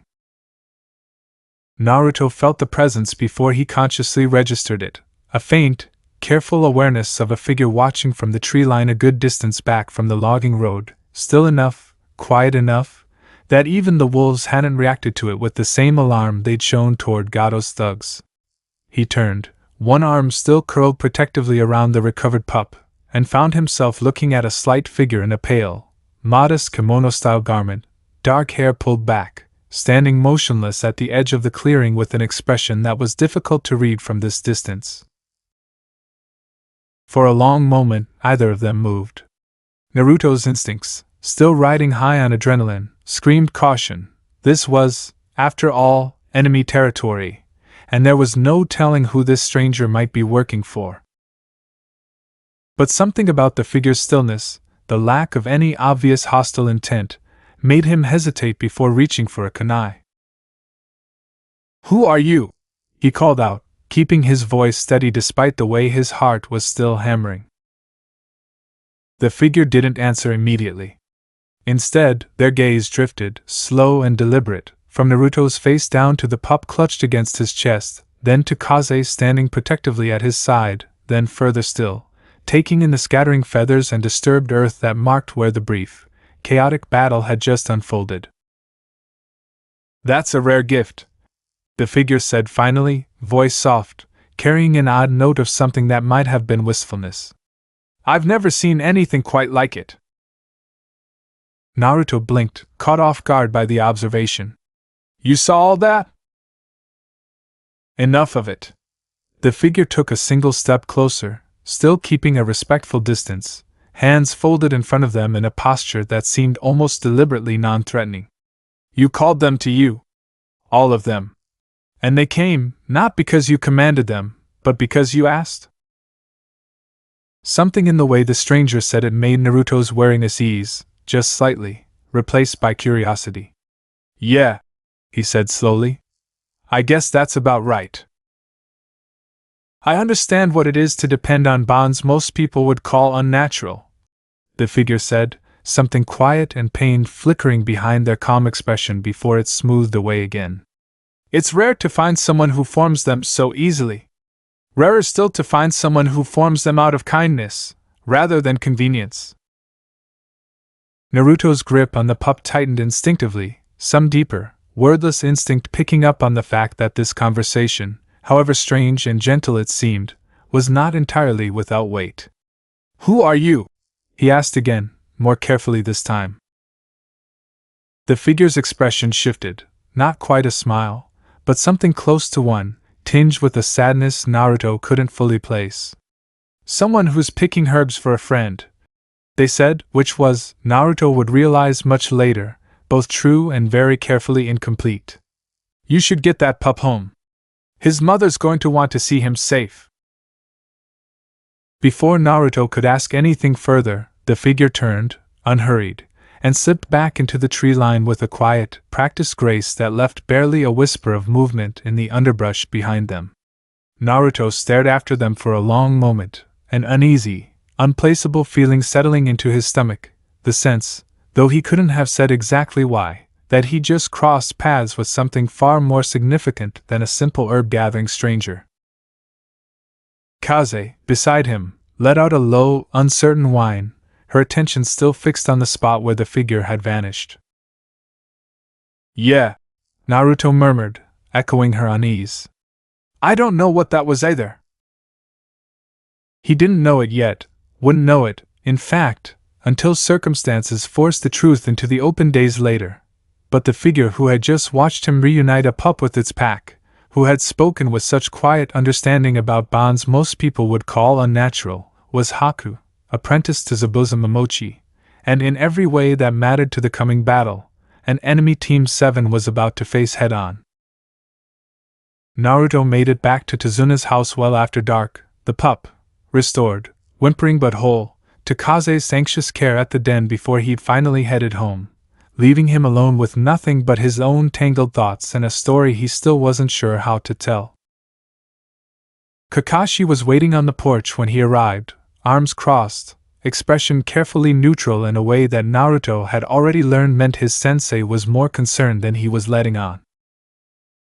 You're late, Kakashi said simply. And you smell like wet dog. Wolf, actually, Naruto said, too exhausted from the day's events to summon much of his usual bravado. It's a long story. Kakashi's single visible eye studied him for a long moment, the torn sleeve, the faint scratches along one forearm, the lingering, unmistakable scent of adrenaline and animal fur clinging to his clothes, and something in his posture eased, just slightly, the tension of genuine worry settling into something closer to weary patience. Sit down, he said, gesturing to the porch step beside him. Tell me everything. And Naruto, he added, as the boy settled down beside him with a tired sigh. Next time something like this happens, you come get me first. I understand the impulse. I don't want to see it get you killed. Naruto nodded, chastened, and told him everything, the den, the weeks of careful, patient trust building, Gato's thugs, the desperate, sprawling call that had brought half the forest rushing to his aid, and finally, the strange, gentle stranger who had watched it all unfold from the tree line with words that had felt, somehow, far too knowing for a simple traveler gathering herbs. Kakashi's expression sharpened considerably at that last detail. Describe them again, he said. Exactly what they looked like. Exactly what they said. Naruto did his best, and watched as his sensei's face settled into something grim and focused, the same expression Naruto had seen on the road 3 days earlier, right before Kakashi had explained exactly how much danger this mission had actually put them in. That's likely Zabuza's accomplice, Kakashi said finally, quiet and serious. Which means he's watching us closely. Possibly closer than we realized. He turned to look at Naruto directly, something weighing heavily behind his single visible eye. This ability of yours just became something more than a useful trick, Naruto. If Zabuza is watching, he's going to have seen exactly what you're capable of out there today. That makes you a bigger piece on this board than either of us expected. Naruto swallowed hard, the full weight of the day finally beginning to settle over him. Not just the danger of the fight itself, but the realization that whatever was coming next in Wave Country was about to involve him far more directly than a simple escort mission ever should have. So what do we do? He asked. Kakashi was quiet for a long moment, gazing out at the dark tree line beyond Tazuna's modest home. Somewhere out there in the shadows, an enemy who had already seen far more than Team 7 would have liked. We prepare, he said finally. Because if I'm right about who is watching you today, Naruto, this fight is coming a lot sooner than any of us are ready for. The days leading up to the battle passed in a strange, suspended tension that Naruto had never experienced before, not the sharp, immediate fear of a fight already underway, but something slower and heavier, the sense of a storm gathering just out of sight. Kakashi drilled Sasuke and Sakura relentlessly on tree-climbing chakra control, a foundational exercise Naruto had, to his own considerable surprise, already mastered within the first afternoon thanks to reserves of raw chakra that put his teammates to shame. That left him with unusual amounts of free time he spent almost entirely at Kaze's den, deepening the bond with the pack and, more deliberately now, testing exactly how far his ability could reach. You called half the forest to you that day, Kakashi had told him, watching from a respectful distance as Naruto sat cross-legged in a small clearing with Kaze curled beside him and a growing collection of smaller creatures, rabbits, songbirds, even a family of hedgehogs, drifting in and out of the periphery, drawn by something in the air that Naruto himself still couldn't fully explain. I want to know if that was desperation, or if you can actually control it. It turned out to be somewhere in between. Naruto discovered, through long, patient hours of practice, that he could extend a kind of general awareness across a fairly wide radius without much effort, a diffuse sense of the living things around him, distant and vague, like sound heard through a wall. Calling something to him directly, asking it for real help, cost far more, and calling on multiple large animals at once, the way he had with Kaze's entire pack, left him drained and shaky for the better part of an hour afterward. So it's not free, Kakashi said, jotting the observation into his battered field journal. Good. That's important to know before you're relying on it to save your life. Naruto hadn't liked hearing that, not really. Some small, stubborn part of him had wanted this gift to be limitless, unstoppable, the kind of thing that could finally make up for every disadvantage he'd ever carried. But he understood, even as he chafed against it, that Kakashi was right to push him toward honesty about its limits. A power you didn't understand was a power that could get you killed at exactly the wrong moment. He had no idea how soon that lesson was about to matter. It happened on an overcast morning, the sky low and gray and heavy with the promise of rain, while Team 7 stood their usual watch over the bridge construction. Tazuna's crew worked with the grim, determined focus of people who'd watched too many of their neighbors give up hope, hammers and saws filling the damp air with a steady rhythm that had, over the past several days, become almost comforting in its normalcy. The mist came first. It rolled in low across the water, thick and unnatural, swallowing the far end of the bridge within minutes despite the complete absence of wind to carry it.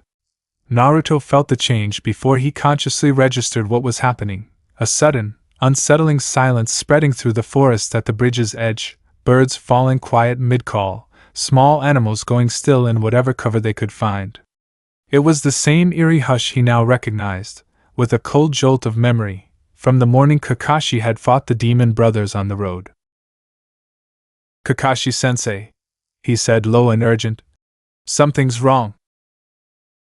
Kakashi's visible eye had already narrowed, his posture shifting into something coiled and ready. Sasuke, Sakura, stay close to Tazuna, he ordered. Naruto. He didn't get to finish. The mist thickened all at once, swallowing the bridge whole, and out of it came a voice that Naruto had never heard before but somehow already knew, cold and amused and utterly certain of its own superiority. Kakashi of the Sharingan. I was hoping we'd meet again. Zabuza Momochi emerged from the mist like something poured rather than walked, an enormous cleaver-like blade resting easy across one shoulder, bandages wrapped across the lower half of a face that radiated nothing but calculated menace. Naruto's stomach dropped. This was the missing nin Kakashi had warned them about, the one whose earlier attack had nearly cost their sensei his life. And this time, there was no chakra exhaustion to slow Kakashi down, but there was also no telling what else Zabuza had brought with him. "Get behind me," Kakashi said, voice flat and hard, already forming the hand seals for a jutsu Naruto didn't recognize. "All of you. Now." What followed happened fast enough that Naruto barely had time to process it.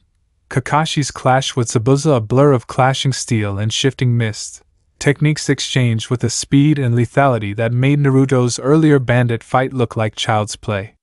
And then, from the mist behind them, a second figure descended, and Naruto's whole world narrowed to a single point of recognition. It was the stranger from the forest.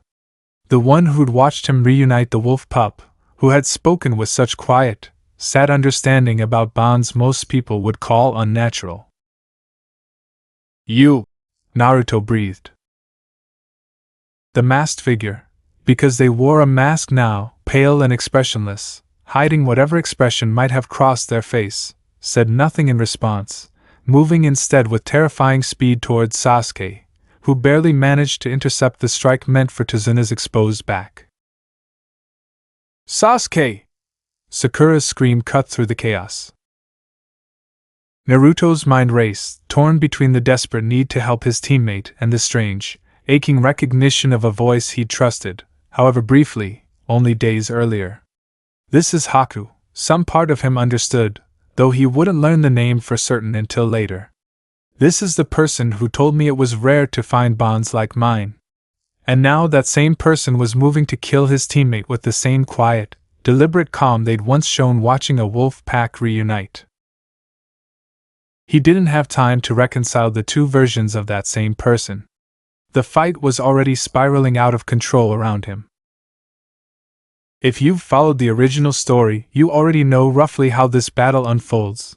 Zabuza's overwhelming skill forcing Kakashi to burn through his Sharingan's reserves, Haku's ice mirror technique trapping Sasuke in a lethal, glittering prison of reflective ice, Saban needles flashing faster than the eye could follow. What you don't know is exactly how Naruto's bonds are about to change the shape of that fight, because this version of the battle has resources the original never had. The moment Haku's ice mirrors sealed shut around Sasuke, cutting him off from the rest of the fight in a shimmering dome of reflective walls, Naruto felt something in his chest snap taut with fear and fury in equal measure. He surged forward, only for Kakashi's sharp command to freeze him in place. "Naruto, no! Zabuza will kill you the second you're within reach. I need you protecting Tazuna and Sakura." Every instinct in Naruto's body screamed against the order. Sasuke was trapped, alone, being cut to ribbons by Saban needles thrown faster than human eyes should have been able to track, and standing here doing nothing felt like the worst kind of betrayal. But he understood, even through the panic, that charging into that ice dome unprepared would accomplish nothing except giving Zabuza two targets to kill instead of one.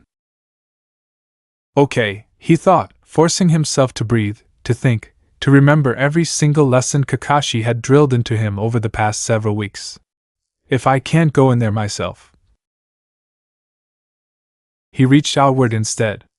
Further than he'd ever tried to reach before, past the immediate clearing, past the tree line, out into the dense forest that surrounded Wave Country's coast, searching desperately for anything, anyone, any living thing that might be willing to answer a call this urgent.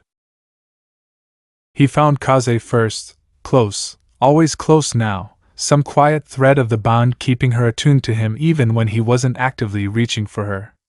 But she was still recovering from her wound, and a straightforward wolf charge wouldn't do anything against ice mirrors that could reflect a blade before it ever landed. He needed something else. Something that could reach places wolves couldn't. The hawk. He hadn't seen the hawk from the bandit ambush since Wave Country began, had no idea if the bond he'd formed weeks earlier back in Konoha's forest had even survived the distance and time apart, but he reached for it anyway, pouring every ounce of desperate conviction he had into the call. Please. I need eyes. I need to know what's happening in there. Nothing. His heart sank. The bond had faded, exactly as Kakashi had warned him bonds untended eventually would, and for one terrible moment, Naruto felt completely, helplessly powerless, watching the ice dome flicker and flash with each new exchange of Saban and desperate defense. No way to see inside, no way to help. Then he felt something else answer instead. Not the hawk.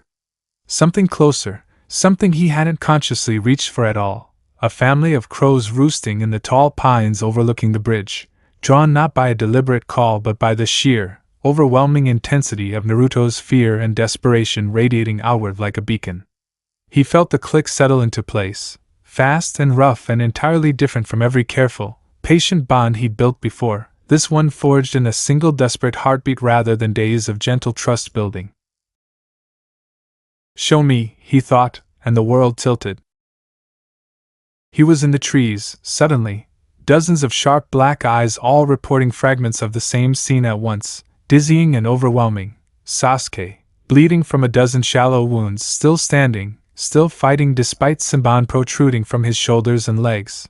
Haku, moving between the mirrors and flashes of reflected light almost too fast to track, expression hidden behind that pale mask but movements carrying a strange, visible reluctance that didn't match the lethal efficiency of every strike. He's not finishing it, Naruto realized, the observation crashing through his panic with sudden, startling clarity. He could kill Sasuke right now, and he's not doing it. He didn't have time to figure out why. The crow's vision blurred and shifted as Zabuza's attention finally swung, sharp and sudden, toward the treeline where the birds had gathered. You! Zabuza growled, and Naruto felt the vision snap back to his own eyes just in time to see the missing Nin's attention lock onto him with cold, calculating interest. The kid with the beasts. Haku mentioned you. Kakashi's blade came up fast, forcing Zabuza back before he could close the distance, but the momentary reprieve did nothing to slow Naruto's racing thoughts. Zabuza knew about him. Which meant, whatever conversation had happened between Haku and their master, Naruto's ability had already become a factor in this fight before he'd even fully understood how to use it. Sakura, he said, turning to his teammate, voice tight with urgency. Stay with Tazuna. Don't move from this spot no matter what happens. Naruto, what are you? He didn't wait to explain. He closed his eyes, planted his feet, and reached outward one more time, further, harder, with every scrap of desperate conviction he had left, calling not just to Kaze's pack now but to everything within range that might answer. Birds, small mammals, anything at all that could reach the ice dome and disrupt Haku's technique even for a single crucial second. The response, when it came, was overwhelming. The forest around the bridge erupted. Birds burst from the canopy in a chaotic, deafening cloud, wheeling toward the ice dome with a coordinated aggression that had nothing natural about it. Squirrels and rabbits, and even a startled family of raccoons streamed out of the tree line, converging on the bridge with an urgency that defied every instinct that should have sent them fleeing from the sounds of battle instead. And from further back, moving fast despite her still healing wound, Kaze led the rest of her pack out of the deep woods and onto the bridge itself, 5 wolves bearing down on the fight with lethal, focused speed. Zabuza's eyes widened, just slightly, the first genuine crack in his composure Naruto had seen since the fight began. What? Kakashi didn't waste the opening. He pressed the advantage hard, driving Zabuza back with a series of brutal, precise strikes that finally started to turn the tide of their duel, while the wolves and birds and startled woodland creatures descended on the ice dome, trapping Sasuke, throwing themselves against the reflective mirrors with a chaos that, while it couldn't shatter the ice outright, did something almost as valuable. It broke Haku's concentration. Inside the dome, Naruto watched through the fragmented, overlapping vision of a dozen birds as Haku's rhythm faltered, Saban missing their mark for the first time in the entire fight, giving Sasuke, bleeding, exhausted, but far from finished, the split-second opening he needed to counterattack. A fireball technique, hastily formed but powerful enough at close range, forced Haku to abandon one of the mirrors entirely, and the moment that mirror shattered under the heat, the whole careful geometry of the technique began to unravel. "Now!" Naruto shouted, though he had no idea if anyone inside the dome could hear him. "Sasuke, now!" Whether Sasuke heard him, or simply seized the opening on his own instincts, the effect was the same. He drove forward through the collapsing mirrors, forcing Haku back with a series of strikes that, for the first time since the fight had begun, put the masked shinobi genuinely on the defensive. But Haku was not without resources of their own. Even wounded, even losing ground, Haku moved with a fluid, desperate grace that spoke of years of brutal training, driving Sasuke back with a flurry of Saban before retreating toward the fight's edge, breathing hard, mask cracked along one side where a stray ember had caught it. And then Haku's gaze found Naruto, really found him, across the whole chaotic sprawl of the battle, past the wolves and birds still circling the wreckage of the ice dome, and for one suspended moment, everything else seemed to fall away. "You did this," Haku said, voice quiet but carrying clearly across the sudden lull. "All of them. Answering you?" "I told you," Naruto said, chest heaving, exhaustion from the massive, sprawling call already dragging at the edges of his awareness. "I don't hurt the things that trust me. And I don't let people hurt them either." Something flickered behind the cracked mask, grief, maybe, or something closer to envy, gone before Naruto could be sure he'd seen it at all. "I understand bonds," Haku said, voice dropping lower, almost too quiet to hear over the chaos still raging around Kakashi and Zabuza's duel. "Better than you know. I have someone precious to protect too." "Then why are you doing this?" Naruto demanded, desperate, exhausted, furious in a way that had nothing to do with the fight itself and everything to do with the aching, unresolved confusion of facing an enemy he'd already, however briefly, considered something close to a friend. "Why hurt people for someone who—" "Because he gave me a purpose when I had nothing," Haku said, simple and absolute, the kind of certainty that came from a wound far deeper than anything a Saban could inflict. "The way your bonds gave you something to hold on to. I don't expect you to understand." Before Naruto could respond, before he could find any words at all for the tangled mess of grief and fury and reluctant understanding twisting through his chest, the fight's balance shifted violently. Kakashi, pressing his advantage against Zabuza with ruthless precision, finally landed a decisive blow, driving the missing Nin back against the bridge railing with a strike that left him gasping, blood staining the mist damp wood beneath him. Haku's whole body went rigid. "Zabuza-sama!" They moved before Naruto could process what was happening, a blur of motion crossing the entire length of the bridge in a heartbeat, throwing themselves between Kakashi's follow-up strike and Zabuza's exposed back with nothing but their own body as a shield. The sound that followed, the wet, terrible impact of a blade meant for one target finding another instead, would stay with Naruto for a very long time. Kakashi staggered back, horror flooding his single visible eye as he registered what he'd done, and for a long, terrible moment, nobody on that bridge moved at all. Haku collapsed slowly, the pale mask finally slipping free to reveal a face that was, in the end, achingly younger, Naruto realized with a fresh wave of grief, than he'd somehow expected, delicate features twisted now with pain rather than the calm, distant expression that had marked every moment of the fight. Zabuza caught them before they hit the ground, something raw and unguarded finally cracking through the missing Nin's cold composure. "Haku!" he said, voice hoarse in a way that didn't match anything Naruto had heard from him so far. "Haku, you idiot!" "I told you," Haku murmured, voice fading fast, blood soaking dark through the front of their garment. "I'd always be your blade. Even at the very end." Naruto felt something break open in his chest, sharp and unbearable, watching a person he'd spoken to twice. Once in a quiet forest clearing, once in the middle of a battle either of them had wanted, bleeding out on a bridge built to save a village that had nothing to do with either of them. He didn't understand, not fully, the tangled loyalty that had driven Haku to this moment, the desperate need for purpose that had made this sacrifice feel, to them, like the only acceptable outcome. But he understood loss. He understood, more than most people his age ever should have to, what it felt like to watch something precious slip away. "Why?" he whispered, more to himself than to anyone else on that bridge. "Why did it have to end like this?"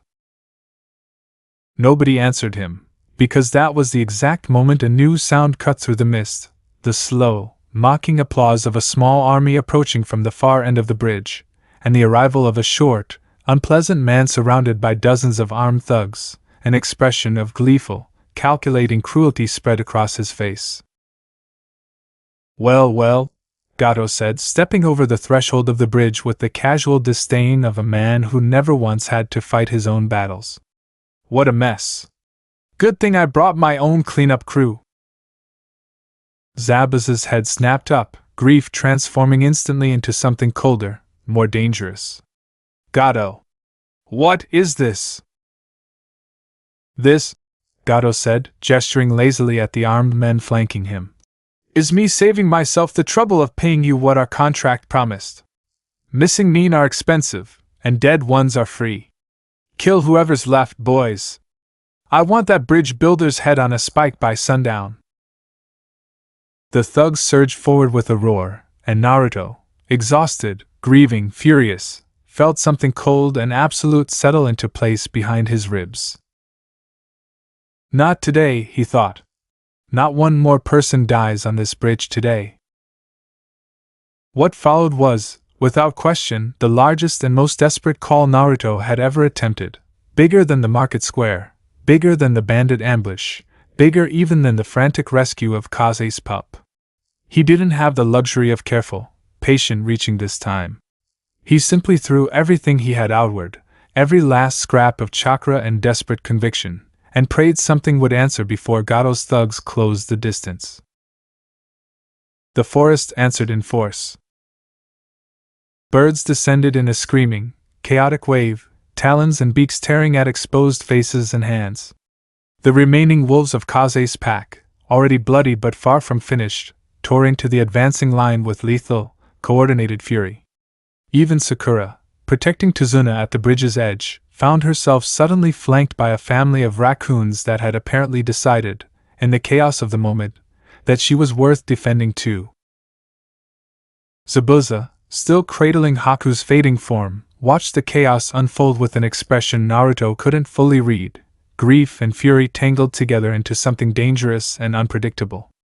And then, with a suddenness that caught even Gato's forces off guard, he set Haku down with a gentleness that seemed impossible from a man who'd spent the entire fight trying to kill Kakashi, rose to his feet, and turned his blade toward Gato instead.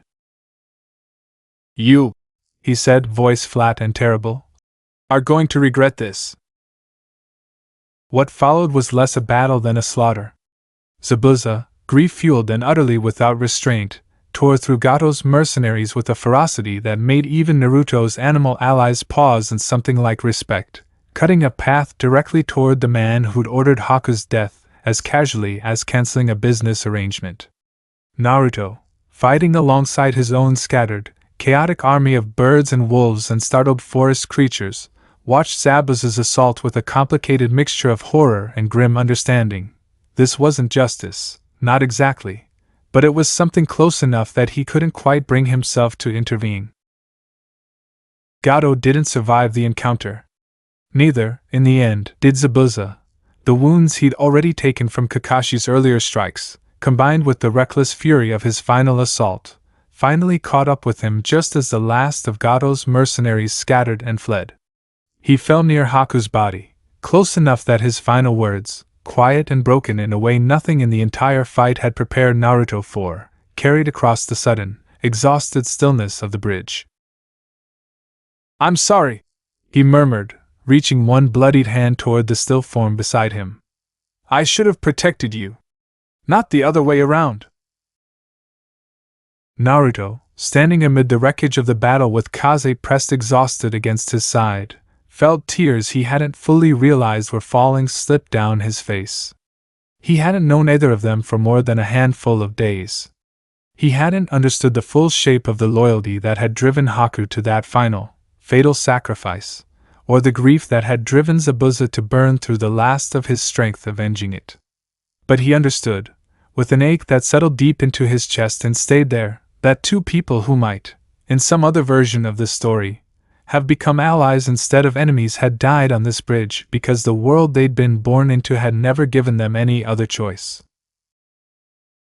"That's not fair," he said quietly, to no one in particular. "None of that was fair." Kaze pressed closer against his side, a low, mournful sound rumbling in her chest that felt, in that moment, like the only appropriate response the whole exhausted battlefield had left to offer. The days that followed the battle passed in a strange, subdued quiet. Tizuna's crew, shaken but resolute, resumed construction on the bridge within a week, driven now by a grief-sharpened determination that made the final stretch of work move faster than anyone had expected. Zabuza and Haku were buried together at the edge of the forest, near the same tree line where Naruto had first encountered the quiet, gentle stranger who'd asked him nothing more than to be kind to the things that trusted him. Naruto visited the graves more than once during those final days, usually alone, sometimes with Kaze padding silently at his side. He didn't fully know what to say, standing there with the weight of everything that had happened settling heavier with each visit, but he found himself talking anyway, about the wolves, about the strange gift that had somehow been at the center of everything, about the aching, unresolved question of whether things could have gone differently if the world had simply given Haku and Zabuza a different set of choices. "I'm gonna remember you," he told the graves, on the last evening before Team 7's scheduled departure. "Both of you. Not just as enemies. As people who loved someone, even when the world made it hard." Kakashi found him there, some time later, and settled onto the grass beside him without a word for a long moment. "You did something remarkable out there," Kakashi said eventually, quiet and serious in a way that carried real weight. "Not just the fight itself. The way you talked to Haku, even in the middle of it. That kind of understanding isn't something I can teach you, Naruto. It's something you already have." "Doesn't feel like it helped much," Naruto muttered, staring at the fresh earth. "They still died." "Some things can't be fixed, no matter how much understanding you bring to them," Kakashi said. "But that doesn't mean the understanding was wasted. You gave both of them something most people never would have, the chance to be seen as more than just an enemy, right up until the very end. That matters even when the outcome's still painful." Naruto didn't have an answer for that, not really, but something about the words settled a little of the ache in his chest, just enough to let him finally rise from the grass and head back toward Tizuna's house, Kaze's steady, patient presence at his side the whole way. The bridge's completion, when it finally came, brought with it the kind of quiet, hard-won celebration that only a community which has genuinely suffered can produce. No lavish feast, no extravagant display, just warm tea passed around a modest gathering of villagers and fishermen and construction workers who had, against every expectation, actually pulled it off. Tizuna, standing at the center of it all with tears he made no effort to hide, insisted on naming the bridge after the boy whose determination had, in his own words, reminded this whole village what hope was supposed to feel like. The Great Naruto Bridge, they called it, and Naruto, flushed with embarrassment and quiet, overwhelming pride, found himself utterly unable to form a coherent response beyond a wide, watery grin and a mumbled thanks that made half the gathered crowd laugh with genuine warmth. Kaze and the rest of the pack came to see them off the following morning, gathered at the edge of the forest as Team 7 made their final preparations for the journey home. Naruto knelt in front of her one last time, running his hand gently through the fur along her scarred shoulder. "I'll come back," he promised. "I don't know when, but I will. You're part of my pack now too, you know." Kaze pressed her muzzle against his palm one final time, the bond between them settling into something warm and permanent, a thread that would remain strong no matter the distance between Konoha and Wave Country from here on out. Naruto rose, wiped at his eyes with the back of one sleeve, and turned to rejoin his team on the long road home. The journey back to Konoha passed quieter than the journey out had been, Sasuke uncharacteristically thoughtful, Sakura subdued by everything they'd witnessed, and Naruto himself carrying a new weight of understanding about his ability that hadn't been there before Wave Country had tested it so thoroughly. He'd learned, in the space of a single brutal battle, exactly how far his bonds could reach when pushed to their absolute limit, and exactly how much they cost him to use that way, the bone-deep exhaustion of that final, desperate call still lingering days later. He'd learned something else too, something he hadn't fully articulated even to himself yet, that this gift of his wasn't just about winning fights or scouting ahead or catching runaway cats. It was about connection, real, complicated, sometimes painful connection, the kind that had let him see, even for a few brief moments, the humanity behind an enemy most people would have simply called a threat to eliminate. Kakashi, walking a few paces ahead with his ever-present book tucked under one arm rather than open in front of his face for once, glanced back at his team with an expression that carried more warmth than his usual lazy composure typically allowed. "You've all grown a lot on this mission," he said. "More than I expected, honestly. Wave Country has a way of doing that to people." "What happens now?" Sakura asked. "Back in Konoha, I mean." "No," Kakashi said. "You rest. Recover. And then, if I'm not mistaken, there's a certain someone who's going to want a very detailed report about everything Naruto just demonstrated out there." Naruto felt a flicker of unease at that, remembering Jiraiya's warning from weeks earlier about keeping his ability quiet, about the danger of the wrong kind of attention. Whatever quiet, careful secrecy Jiraiya had hoped to maintain had just been thoroughly shattered by a battle that had, by the end, involved an entire forest's worth of animals converging on a bridge in full view of dozens of witnesses. "Is that gonna be a problem?" he asked. Kakashi's expression turned thoughtful, weighing something Naruto couldn't quite read. "Word travels fast in this world, Naruto. Missing meme talk, even the ones who don't survive to tell it themselves. Rumors have a way of outliving the people who start them. By the time we're back in the village, I suspect quite a few people are going to have heard some version of what happened on that bridge." He paused, glancing back with an expression that was, for once, entirely serious. "Which means it's probably time you started thinking carefully about who you want to be, once the whole village knows exactly what you're capable of." Naruto turned the words over in his mind for the rest of the walk home, the forest thinning gradually back into familiar countryside, the distant silhouette of Konoha's walls finally rising on the horizon after days of travel. He didn't have a clear answer yet, not to the question of who he wanted to be, not to the tangled, unresolved grief still sitting heavy in his chest from everything Wave Country had cost. But he found himself, for the first time in longer than he could remember, genuinely looking forward to finding out. Because somewhere back in that village, waiting for a report he had absolutely no idea was coming, a certain white-haired Sannin was about to get a great deal more than he'd bargained for. And somewhere else entirely, in circles far removed from a simple bridge-building mission in a small coastal country, word of a boy who could call an entire forest to war was already beginning, quietly and inexorably, to spread. The walk back through Konoha's east gate should have felt like coming home. It had, after all, been Naruto's single greatest wish for as long as he could remember, to walk through those gates as someone the village respected, someone whose name got said with something other than a sigh or a sneer. And in a small, strange way, that wish was finally starting to come true. But the ache of Wave Country hadn't faded, not really, and Naruto found himself walking those familiar streets with a heaviness he hadn't expected to carry alongside the pride.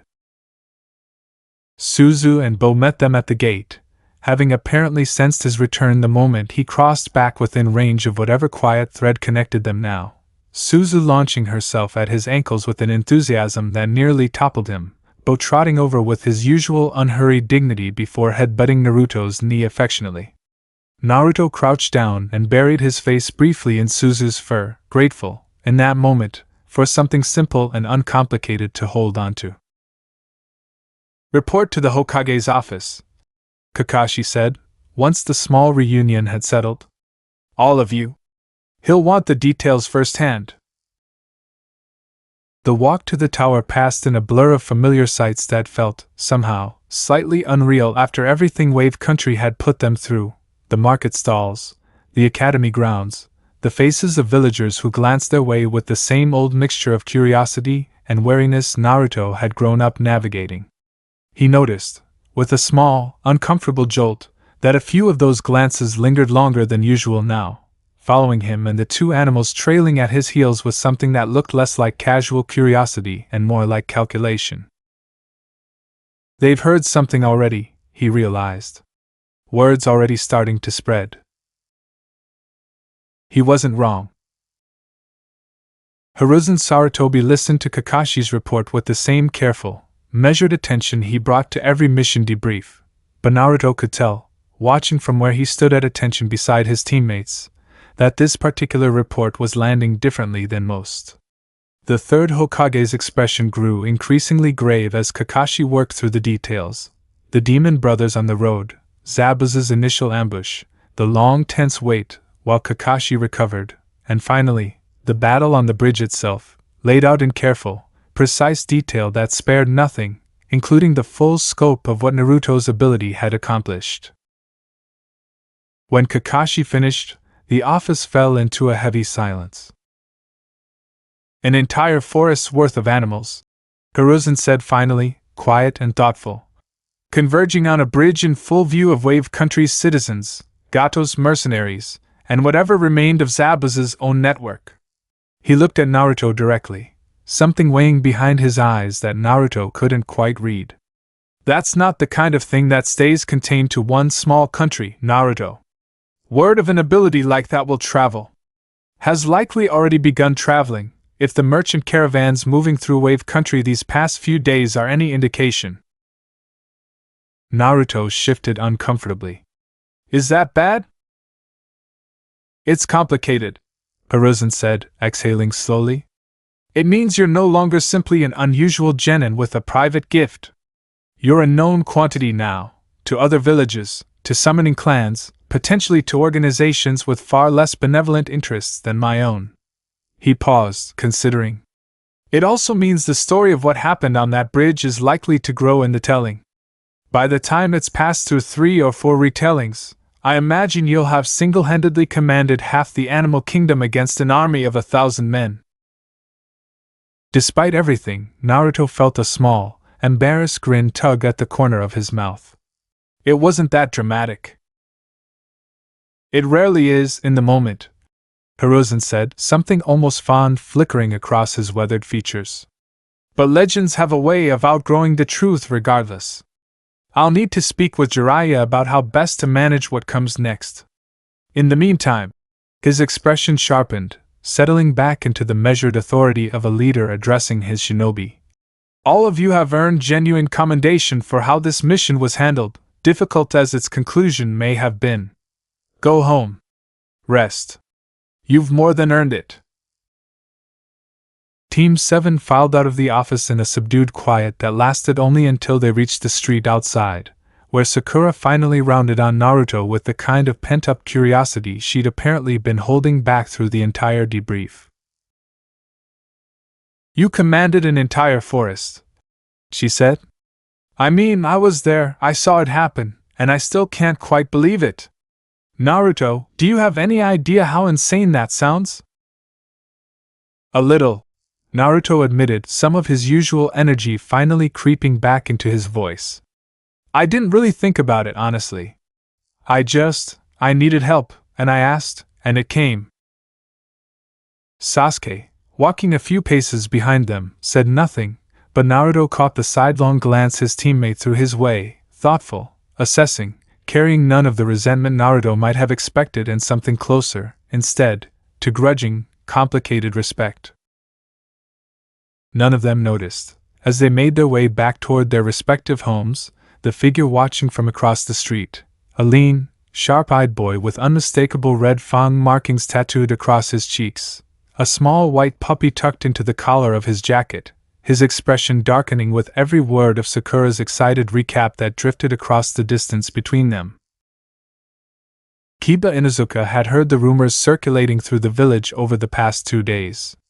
He'd dismissed most of them as exaggeration, the kind of wild storytelling that always seemed to attach itself to anything involving the Ninetales container. Watching Naruto now, animated and grinning, a fox and a badger trailing at his heels with obvious, easy familiarity, Kiba felt something cold and unwelcome settle into his stomach. So it's true, he thought. All of it. You're probably starting to sense where this is heading, and if you've been paying attention since Chapter 2, you already know the Market Square incident wasn't the last time Naruto's ability ruffled some very particular feathers. But nothing that's happened so far compares to what's brewing now, because Kiba Inuzuka isn't some random villager threatened by something he doesn't understand.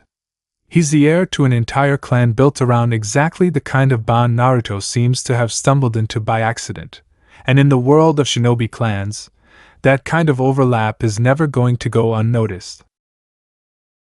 Let's find out exactly how bad this gets. The Inuzuka compound sat at the edge of Konoha's residential district, a sprawling collection of low buildings and open training yards where the constant sound of barking, howling, and the occasional yip of a scolded puppy created a kind of ambient soundtrack that outsiders either found charming or overwhelming depending on their disposition.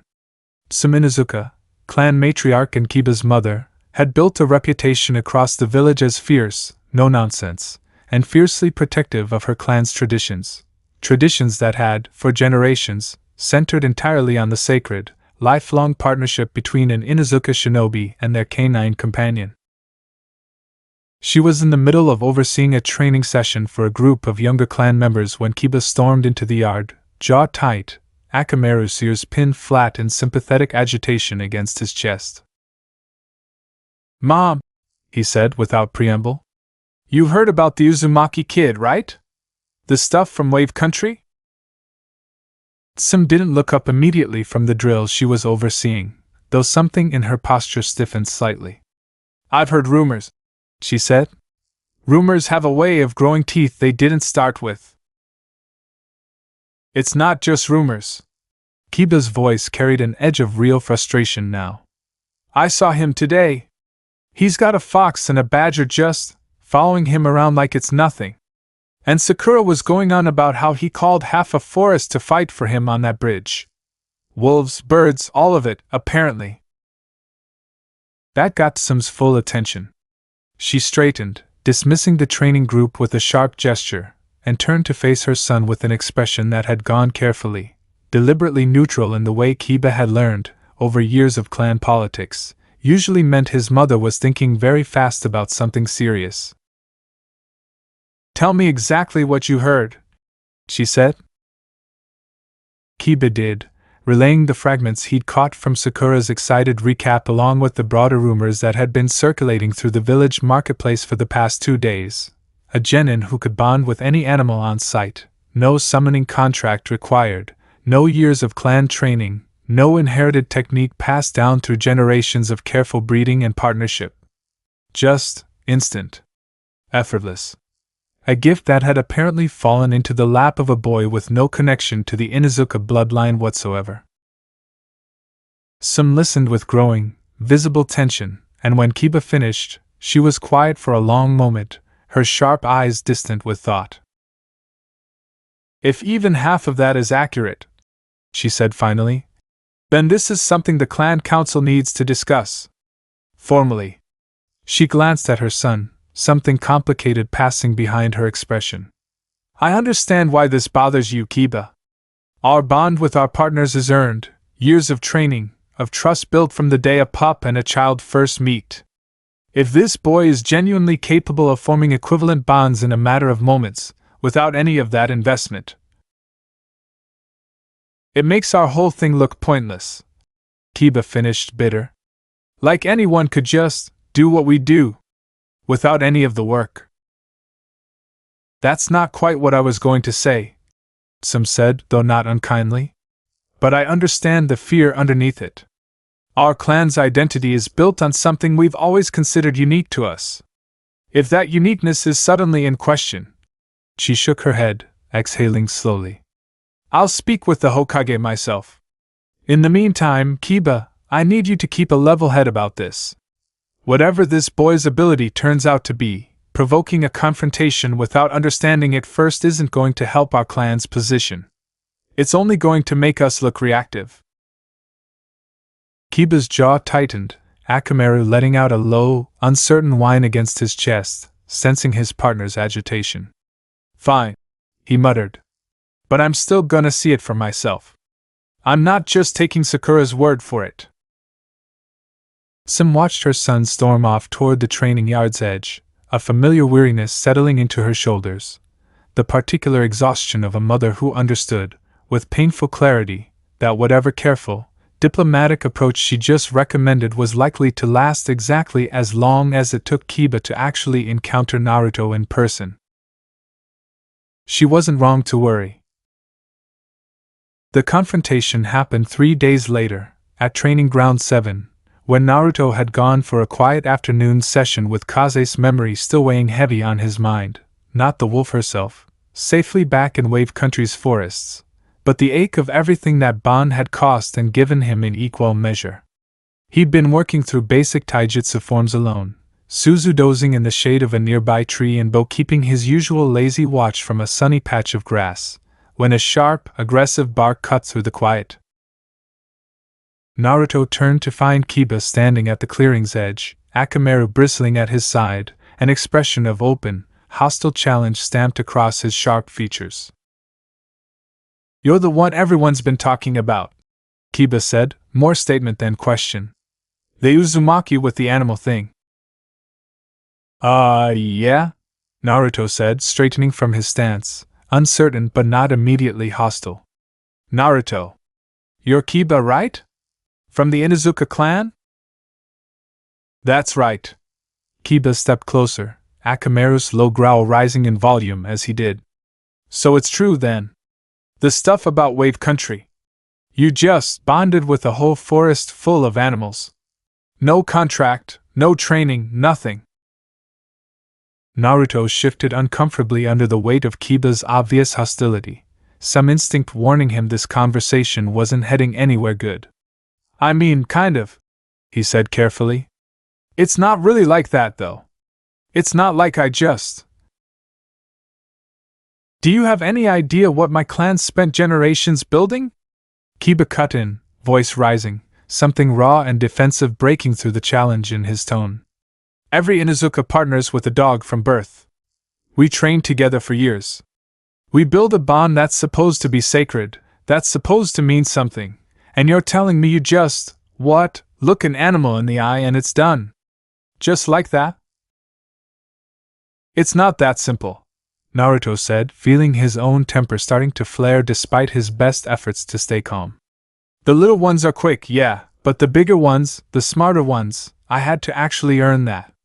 It took weeks with the wolves. I had to prove I actually cared, that I wasn't just. Weeks? Kiba spat, cutting him off again. I've been training with Akamaru since I was 3 years old. You had weeks, and you're already commanding wolf packs. Do you understand how insulting that is? To every Inuzuka who's spent their entire life earning this bond, and you just stumble into it because you got lucky? Naruto's fists clenched at his sides, something hot and defensive rising up in his chest. I didn't ask for this, he shot back. You think I wanted to almost get eaten by a wolf pack the first time I tried talking to them? You think I chose to nearly get my hand bitten off by a badger? I had to figure this out on my own, with nobody explaining anything to me, same as everything else in my life. Akamaru's growl deepened, sensing the rising tension between the two boys, and Suzu, roused from her nap by the raised voices, lifted her head with alert, watchful attention. Naruto felt her unease ripple across the bond between them, a faint, instinctive pull to protect, and he forced himself to take a breath, to hold back the instinct before it could translate into something neither of them would be able to walk back from. You want proof I'm not just showing off? Naruto said, forcing his voice back down to something steadier. Fine. Fight me. Show me what your clan's whole bond thing can do, and I'll show you I'm not trying to take anything away from that. Kiba's eyes narrowed, something fierce and eager sparking behind the hostility. You're on. The fight that followed was fast, chaotic, and, much to both boys' evident frustration, almost entirely inconclusive. Kiba opened with the Inuzuka clan's signature Fang passing Fang technique, a devastating, spinning assault combining his own taijutsu with Akamaru's coordinated attacks, forcing Naruto immediately onto the defensive. Naruto, scrambling to keep pace, threw up a hasty shadow clone to buy himself space, only for Kiba and Akamaru's fluid, practiced teamwork to cut through the clone with barely a pause in their momentum. You see? Kiba shouted, pressing the advantage. This is what actual partnership looks like. Years of training, not some overnight party trick.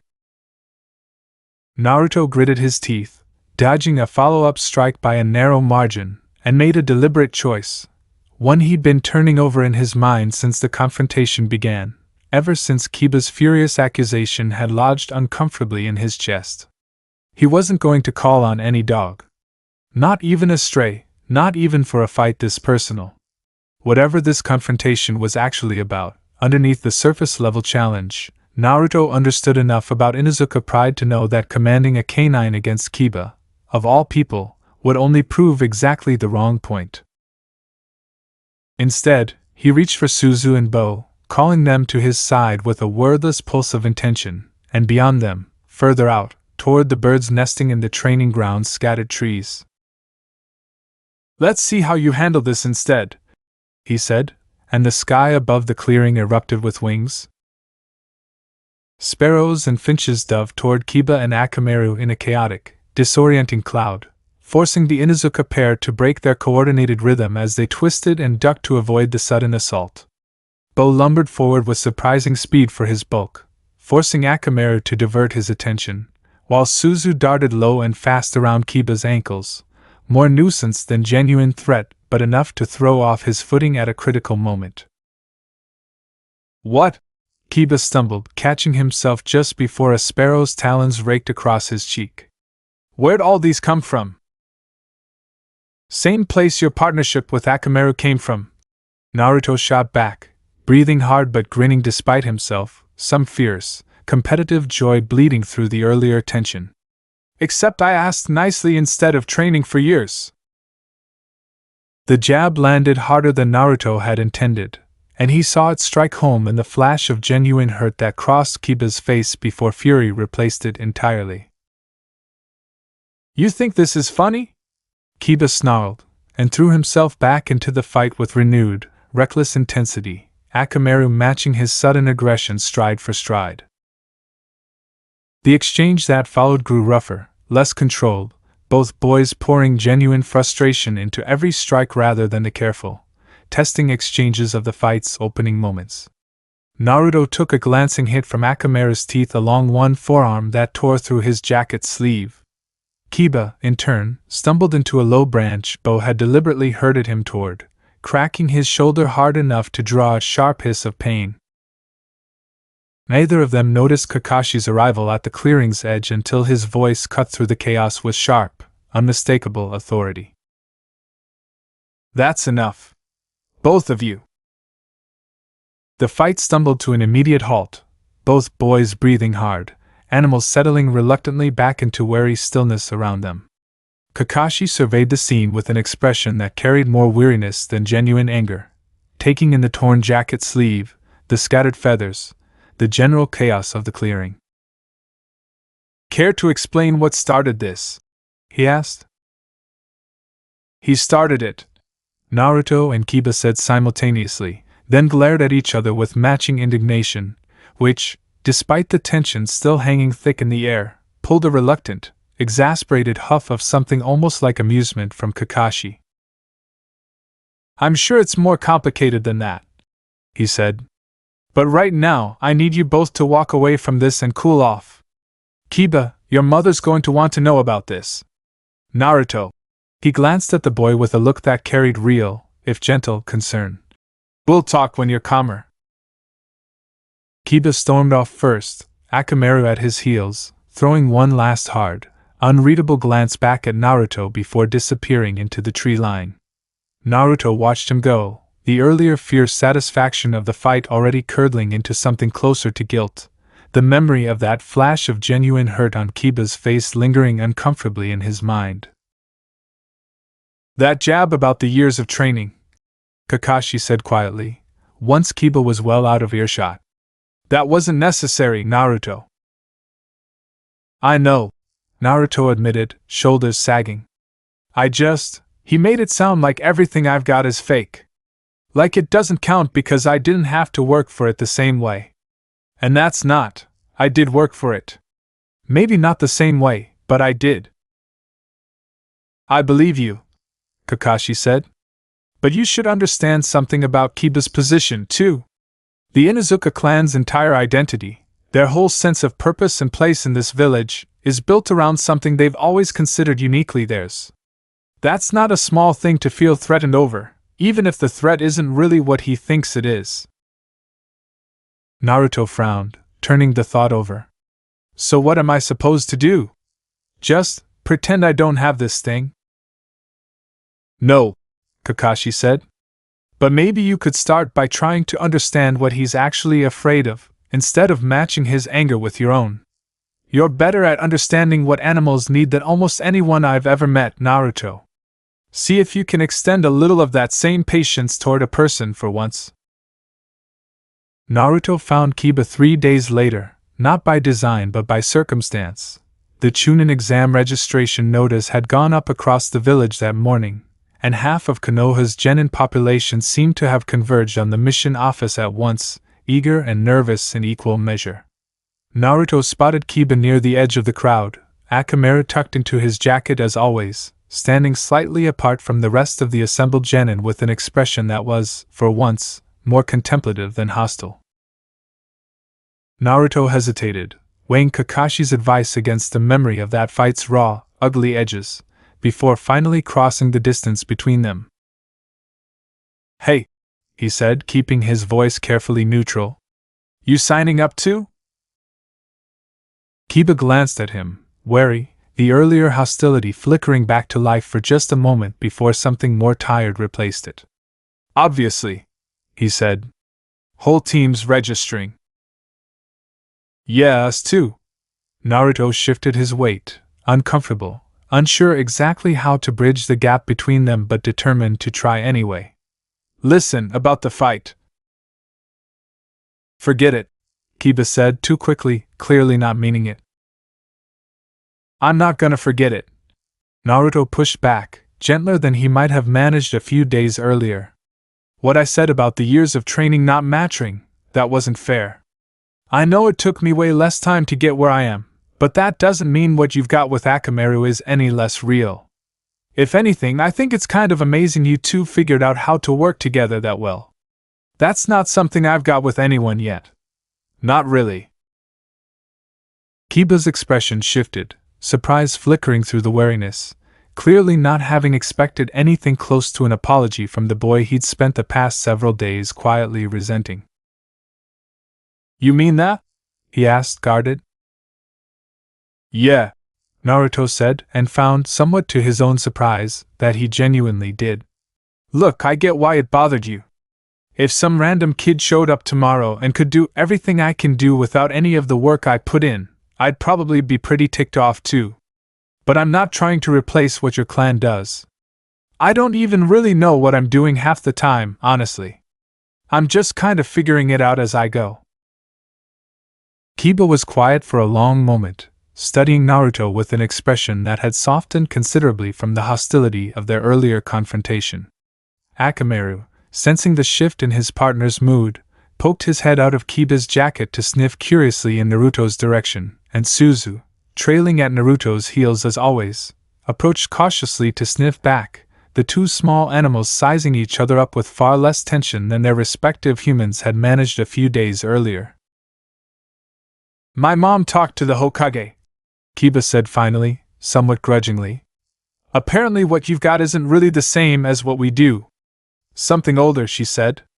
Not a bloodline thing, more like, I don't know, some kind of leftover from before all the summoning contracts existed. She seemed less worried about it once she understood that.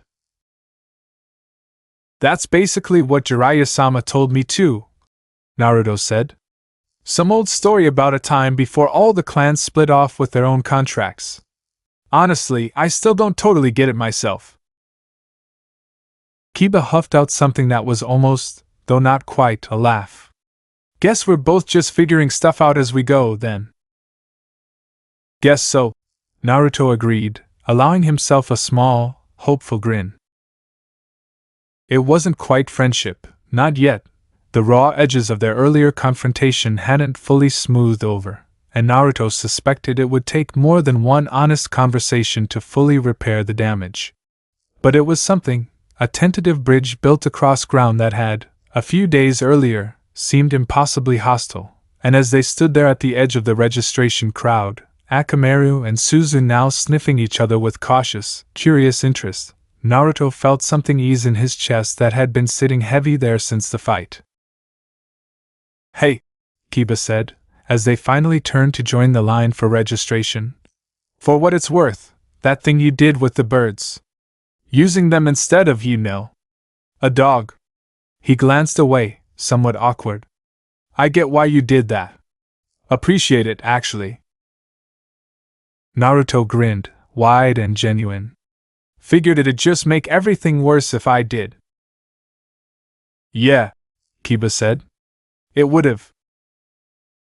The registration line moved slowly, giving Naruto plenty of time to take stock of the assembled genin crowding the mission office's entrance. Familiar faces from the academy mixed in with unfamiliar ones from Suna and other, more distant villages, an unusual influx that Kakashi had explained, once pressed, was standard practice for the biannual Chunin exams. Drawing candidates from across the elemental nations to compete on Konoha's home ground this cycle. He spotted Sasuke and Sakura near the front of the line, already registered, waiting with the kind of visible tension that suggested neither of them had fully processed the reality of what they'd just signed up for.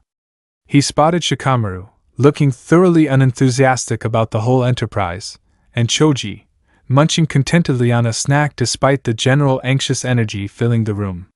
He spotted, too, a trio of unfamiliar genin from what he assumed, based on their headbands, was Suna, a girl with 4 spiky ponytails and a giant fan strapped to her back, a boy covered head to toe in face paint and wielding some kind of wrapped bundle across his shoulders, and a third figure who made something deep and instinctive in Naruto's chest go suddenly, uncomfortably cold. The third genin was smaller than his companions, pale-haired, with dark circles ringing eyes that carried an unsettling stillness Naruto had never encountered in another person before. He wasn't looking at Naruto directly, wasn't looking at much of anything, really, his gaze fixed somewhere in the middle distance with an expression that gave away absolutely nothing. But Bo, trotting quietly at Naruto's heels, had gone rigid the moment they'd entered the boy's general vicinity, hackles raised, a low, uncharacteristic growl building in his throat. Suzu pressed herself hard against Naruto's ankle, trembling, and even Akamaru, a few feet away in Kiba's jacket, let out a sharp, anxious whine. Whoa! Kiba muttered, glancing between the animal's sudden agitation and the unfamiliar Suna genin with obvious unease. What's got them so freaked out? Naruto didn't have an answer. He only knew, with a certainty that settled cold and absolute into his chest, that whatever quiet, wordless instinct had let him sense danger in a wolf pack's warning growl or a hawk's watchful patience was now screaming at him, with a clarity he'd never experienced before, that something deeply, fundamentally wrong was standing less than 20 feet away. The pale-haired boy's gaze drifted, slow and unhurried, until it landed directly on Naruto, and for one suspended, unnerving moment, something that might have been curiosity flickered behind those flat, unsettling eyes. "Interesting," the boy murmured, voice carrying an odd, hollow quality that made the hair on the back of Naruto's neck stand on end. "Mother says there's something worth testing here." Before Naruto could ask what that meant, the boy's attention slid away again, drifting back to its previous middle-distance stillness, as if the exchange had never happened at all. His teammates, the fan-wielding girl and the face-painted boy, exchanged a brief, uneasy glance, the girl's hand tightening almost imperceptibly around the strap of her weapon. "Gaara," she said, low and careful. "Registration's this way."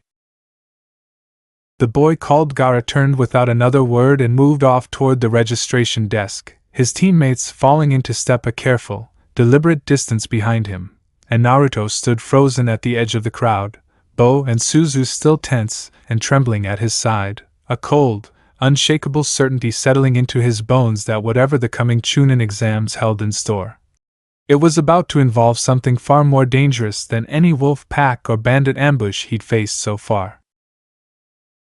"You okay?" Kiba asked, watching him with genuine concern now, the earlier tension between them entirely forgotten in the face of something that had clearly rattled every animal within range. "Yeah," Naruto said, though the word came out less certain than he'd intended.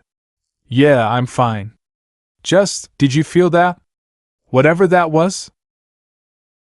Kiba glanced toward the registration desk, where Gaara now stood in silent, motionless stillness while his teammates filled out the necessary paperwork on his behalf. "Yeah," he admitted low. "Akamaru's never reacted like that to anyone before. Not even close."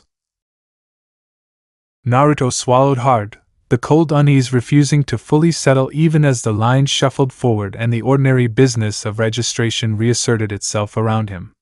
Whatever instinct had just fired through every animal in his vicinity, whatever ancient, wordless warning system his bond had just triggered, he had the distinct, uncomfortable sense that he'd just gotten his first real look at something the coming exams were going to force him to reckon with directly.